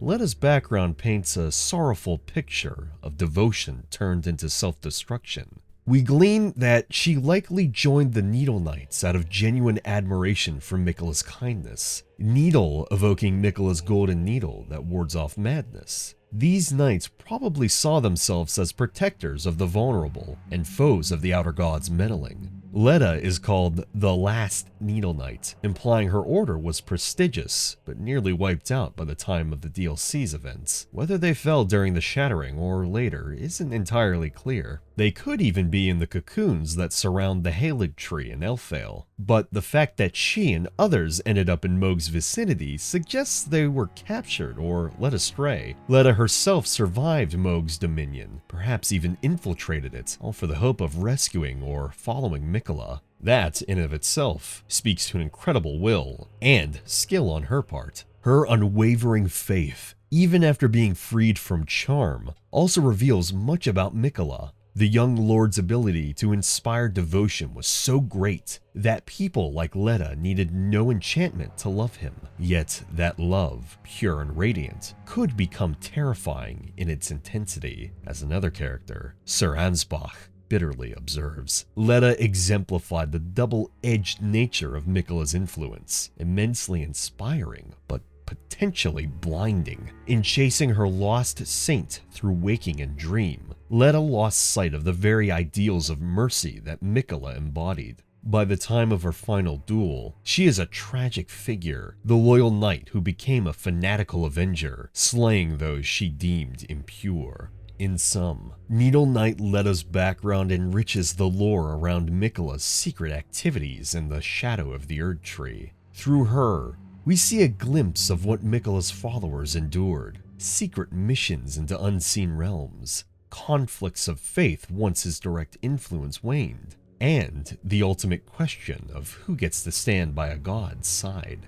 Letta stood resolute, but alone at the end, the last of her kind. Her story remains partly unsolved. We have her actions, but not the inner thoughts that led her to kill comrades. Was she horrified at the charm's control and overcorrected? Did she believe a prophecy that only the truest believers would reach the divine gate? Those answers died with her, and what remains is the legend of the final Needle Knight, whose needlepoint devotion to Mikola stitched a path of both reverence and ruin.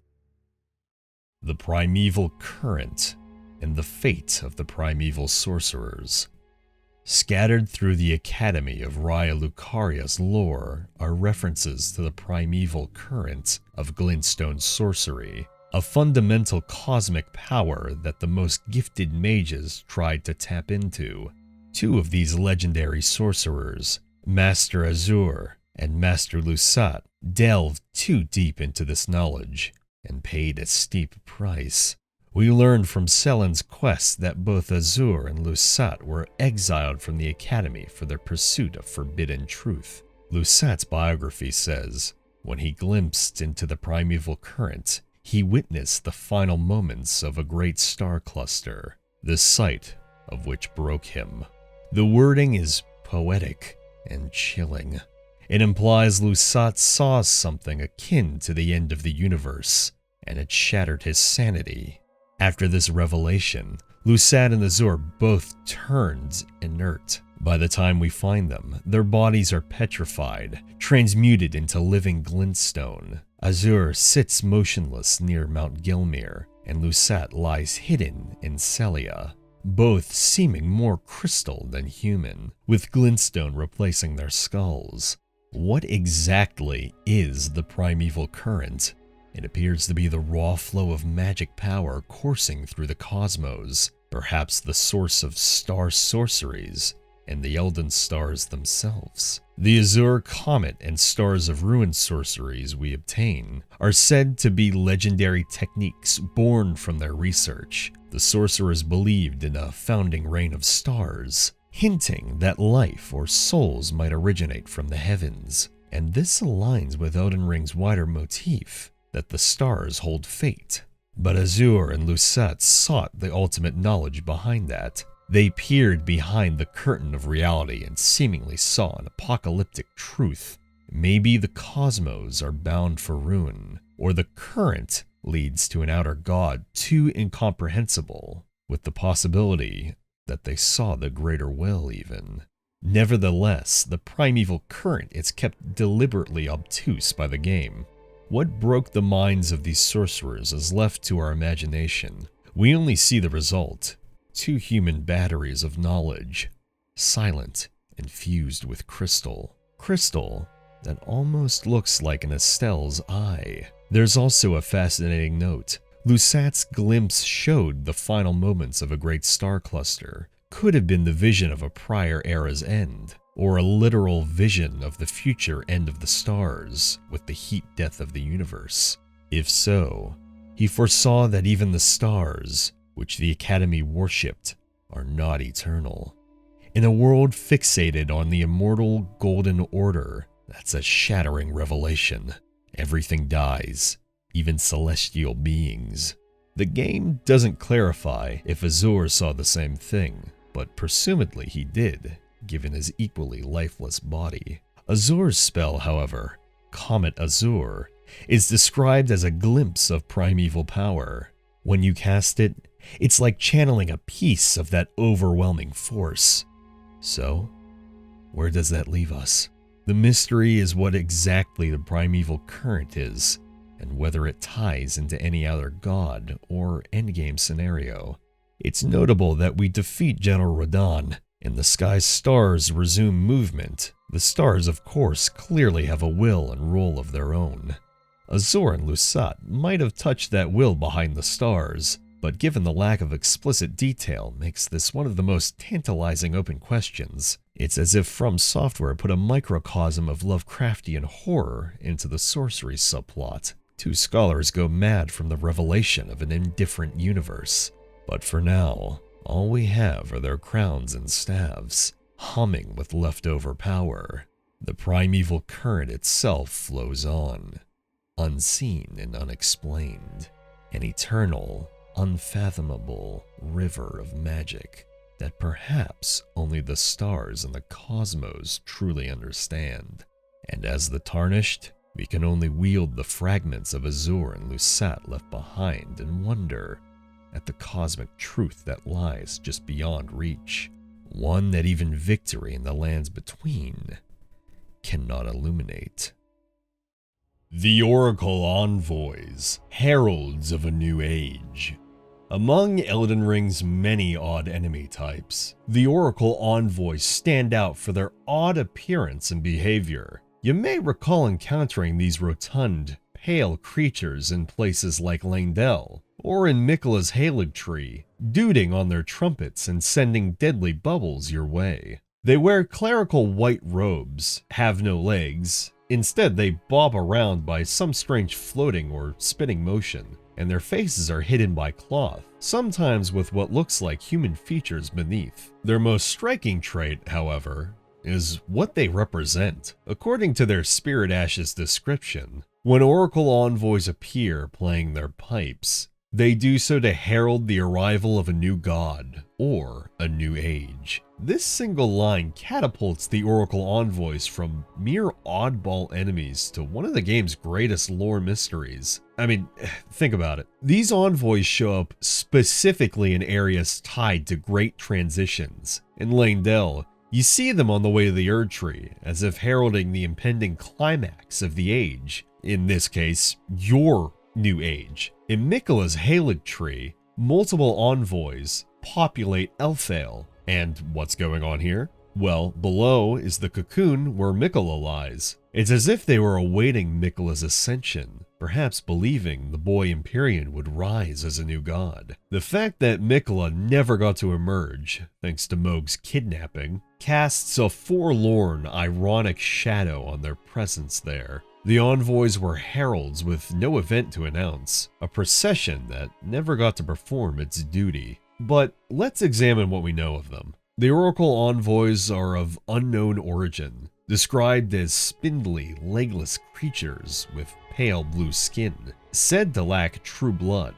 That last detail, no true blood, is intriguing to say the least. It suggests they're either not human, perhaps a kind of spirit or construct, or they were once human but transformed so much that their blood is thinned out or inert. Or they could just be this weird little race of bizarre oddballs. I feel like that might be the more likely possibility. They also have their faces and upper bodies bound in white cloth, and rumor has it that one can hear faint whimpering from under their veils. Are they in pain or in some kind of a trance? We don't know, but it humanizes these odd things a little bit, implying some kind of suffering or emotion. Their title, Oracle, indicates they serve as messengers or prophets of the divine. They use holy infused bubbles as attacks, further emphasizing a sacred role. And importantly, they're explicitly called musicians, heralds of the new gods, in their role description. It appears the Greater Will, or maybe other outer gods, employ these envoys whenever a major change in Pantheon is about to occur. We've seen analogous beings in previous From Software titles, like the messengers in Bloodborne, who accompany eldritch events. The Oracle envoys could fill that niche here.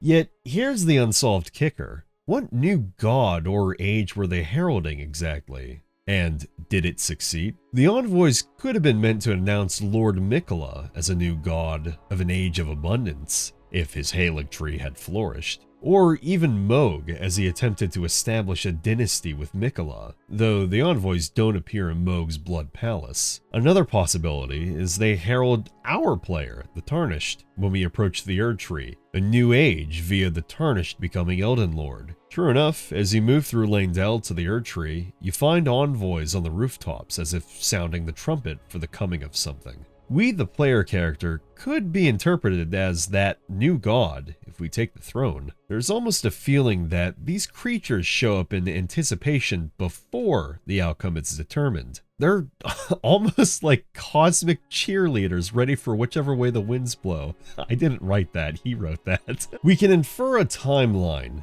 In the Halig Tree, Miquella's people likely noticed these envoys arriving. Imagine the scene. As Miquella incubated in his cocoon, hoping to become a god to lead a new age, these little fat musicians started appearing around Elfale, duding in celebration. The citizens may have seen it as a good omen, the Greater Will, or perhaps some other outer power, acknowledging Miquella's potential ascension. Unfortunately though, Miquella was stolen away, and the envoys presumably just lingered aimlessly, or they didn't notice. But why didn't they leave? Perhaps they simply have no other purpose until a godly presence does manifest. Their giant leader in Elfale keeps blowing bubbles as if to say, any moment now. It's a subtle tragedy that underscores how close Miquella came to godhood before tragedy struck. Or there's another angle. The envoys might not necessarily serve the Greater Will exclusively. The mention of a new age could apply to any outer god's takeover. If, for instance, the frenzied flame ending occurs, would envoys play their pipes amidst the burning world to hail the new chaotic age? We don't see any of that in game,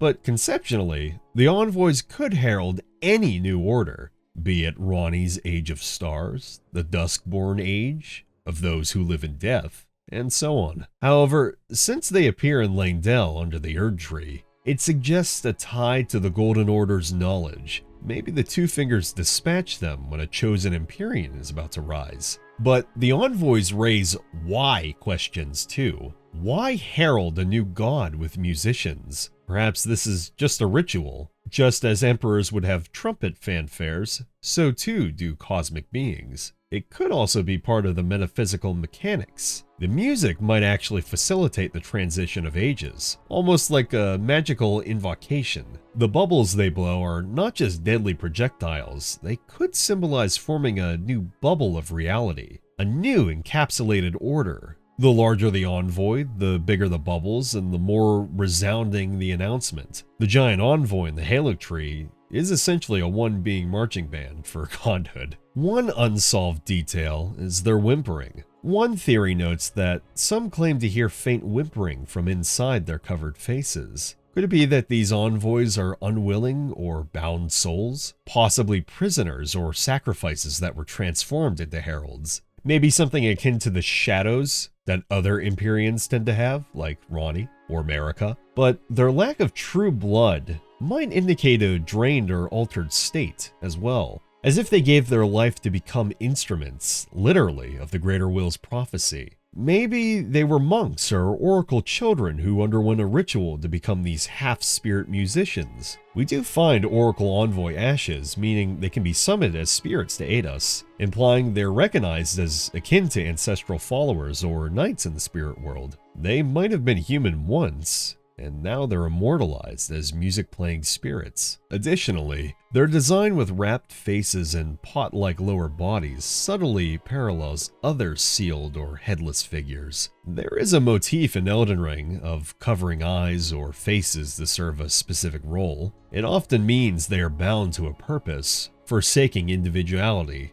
The envoys could be an extreme case. They've essentially given up their bodies and voices, and they only can speak through music, and because of this, they become mouthpieces for fate. If they actually are whimpering, perhaps deep down a glint of their original self remains, lamenting or praying. From a gameplay perspective, one might not think twice about bubble-blowing cherubs, but knowing their lore function, it casts every encounter with them in a new light. An area with Oracle envoys becomes a portentous locale. This leaves a final mystery. In the next age, will we see them again? If our Tarnished chooses an ending, say the Age of Stars with Ronnie, do these little fellows manifest somewhere off-screen, trumpeting the new era to the corners of the earth? Of course, the game doesn't show it, but the concept is delightful to imagine. Perhaps in an era where the Erdtree's influence wanes, new envoys might appear of a different kind, heralding the moon or other cosmic entities. Ultimately, the Oracle envoys symbolize hope and change. They congregate when the world's story is about to pivot. They remind us the saga of Elden Ring is cyclical. One age ends, a new one begins. And there are always those whose duty is to observe and proclaim the turning of the cosmic wheel. What entity they truly serve, be it the greater will or the concept of renewal itself, remains a riddle. And until we witness an envoy cheer for our own ascension, they will remain quiet enigmas perched in high, lonely places, piping their eternal tune for a destiny yet to unfold. The god-devouring serpent of Mount Gelmir. Coiled deep within Volcano Manor is the god-devouring serpent, an immense snake deity associated with blasphemy and betrayal. This creature is central to Praetor Rykard's story, with him taking the form of a giant serpent after he fed himself to the snake, merging with the immortal Great Serpent in hopes of devouring the gods.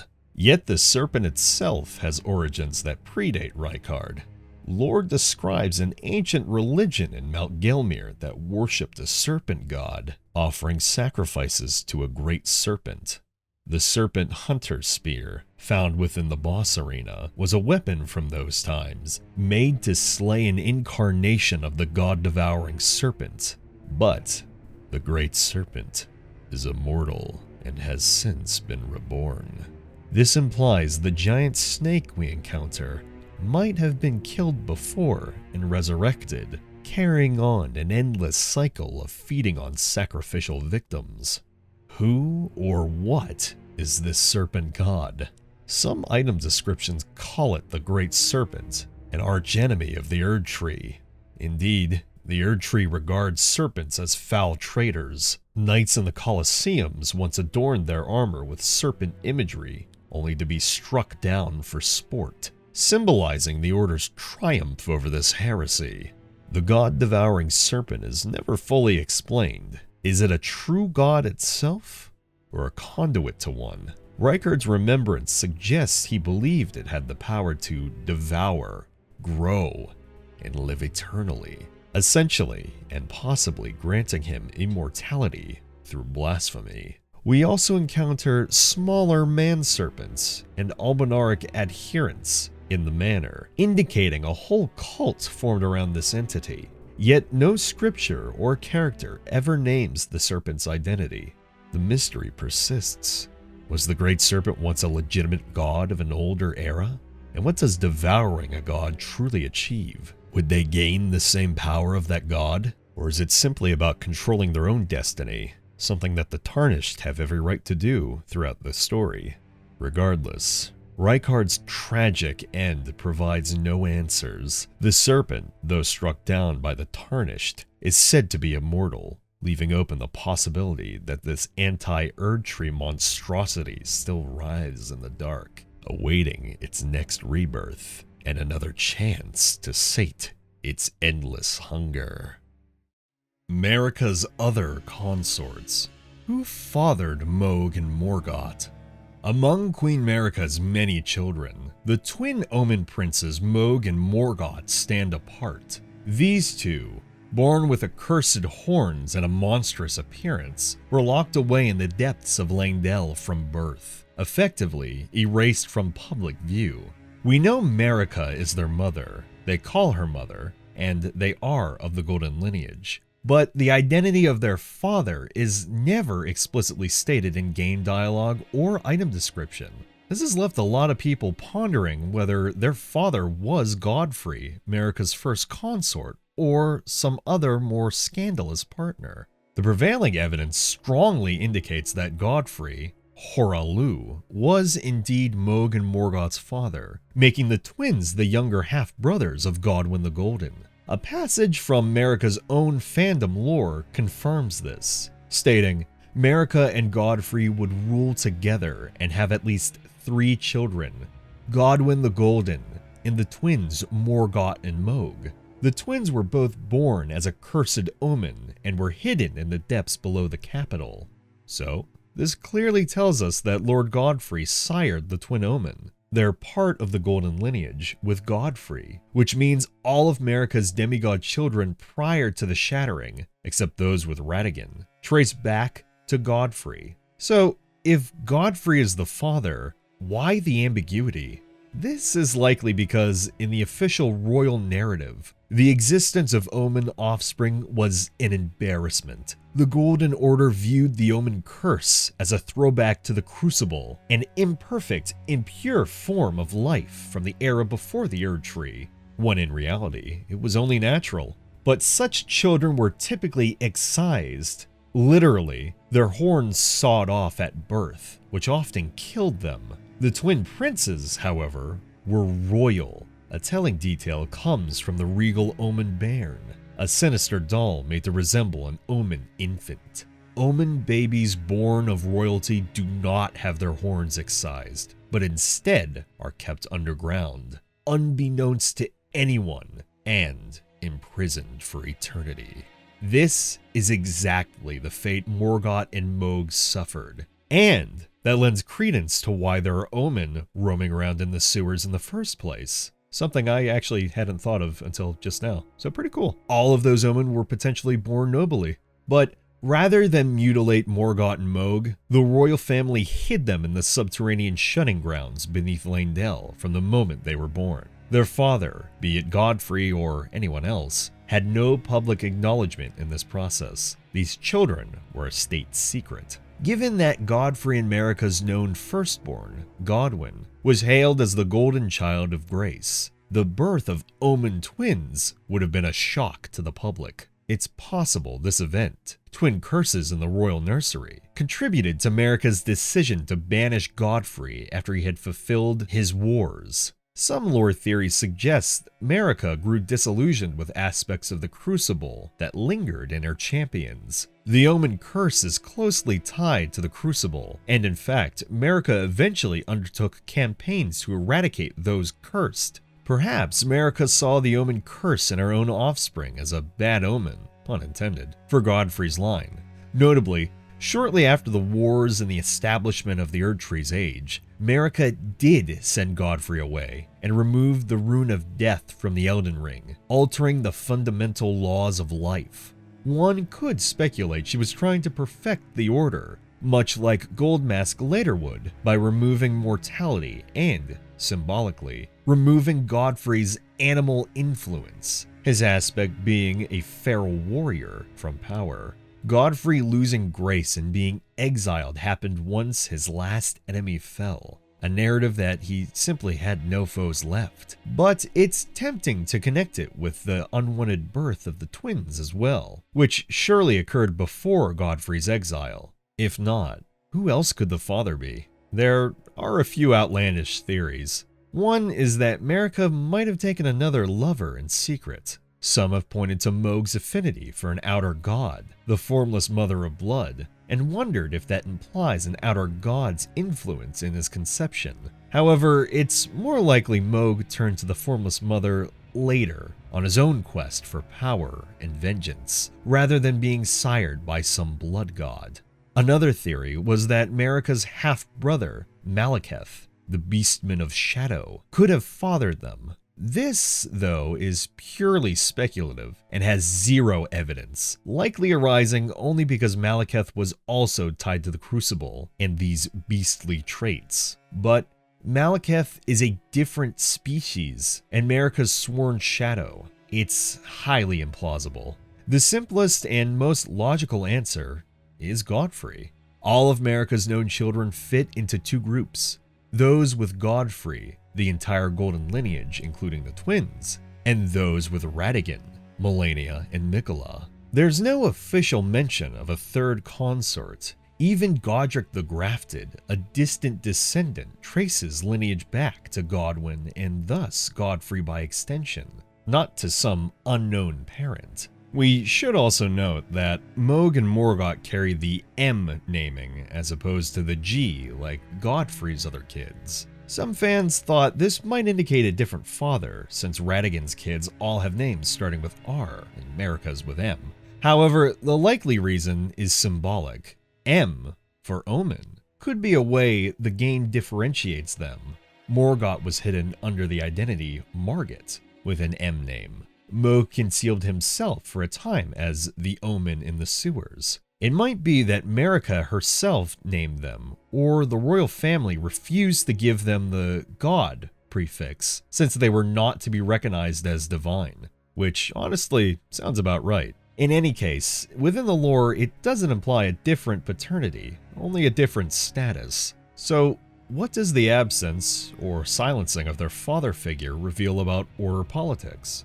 It shows the ruthlessness of the Golden Order in preserving its image, for one thing. If Godfrey was the father, his two cursed sons were a royal secret. The public narrative likely only acknowledged Godwyn. It demonstrates how Marika and the Greater Will were willing to literally bury uncomfortable truths in the bowels of the capital. Also, if we consider Godfrey's perspective, his beloved sons taken away and imprisoned at birth, and then he himself stripped of grace and exiled, one could see how the first Elden Lord's glory came to such a bitter end. Perhaps Marika, or the Two Fingers, blamed Godfrey's base aspects for the Omen Curse, viewing it as a taint of his barbarian roots. The political message was clear, however. Only perfect beings can rule in the age of the Erd Tree. Anything hinting at the old crucible or the wild nature of life must be excised or hidden. The twins' existence was also a threat to the narrative of Marika's purity. They were living proof that the Greater Will's chosen vessel, Marika, gave birth to abominations which fundamentalism could not easily explain. Thus, their father's identity was intentionally left vague in lore terms, and the twins were denied any claim. With some notice being that when Morgott declares himself Elden Lord in Leyndell, he adds, "by the grace of gold," almost defiantly, knowing full well the Greater Will never acknowledged him openly. So, in conclusion, the father of Mohg and Morgott was almost certainly Godfrey. No alternate consort appeared in records, and hidden lore explicitly puts the twins in Godfrey's brood. Marika's removal of their father from power, sending Godfrey away, and the concealment of the twins illustrate the cold calculus of the Golden Order. Strength and lineage mattered only so long as they fit the ideal. The moment the Lord and Lady produced something deemed imperfect, those results, and perhaps the Lord himself, were swept under the rug. This unsolved mystery isn't so much of who the father was, since all the evidence points one way, but rather why the game is coy about stating it. The likely reason is narrative. It forces players to piece together the shameful secret of the Golden Lineage, emphasizing the theme that history in Elden Ring is often a lie of omission. The Erd Tree's royal family had dark skeletons in the closet, or sewer in this case. Thus, the tale of Morgott and Mohg's parentage underscores the idea that even gods have imperfections they desperately hide. And we, as players, act as archaeologists digging up the uncomfortable truths of an age that called itself golden.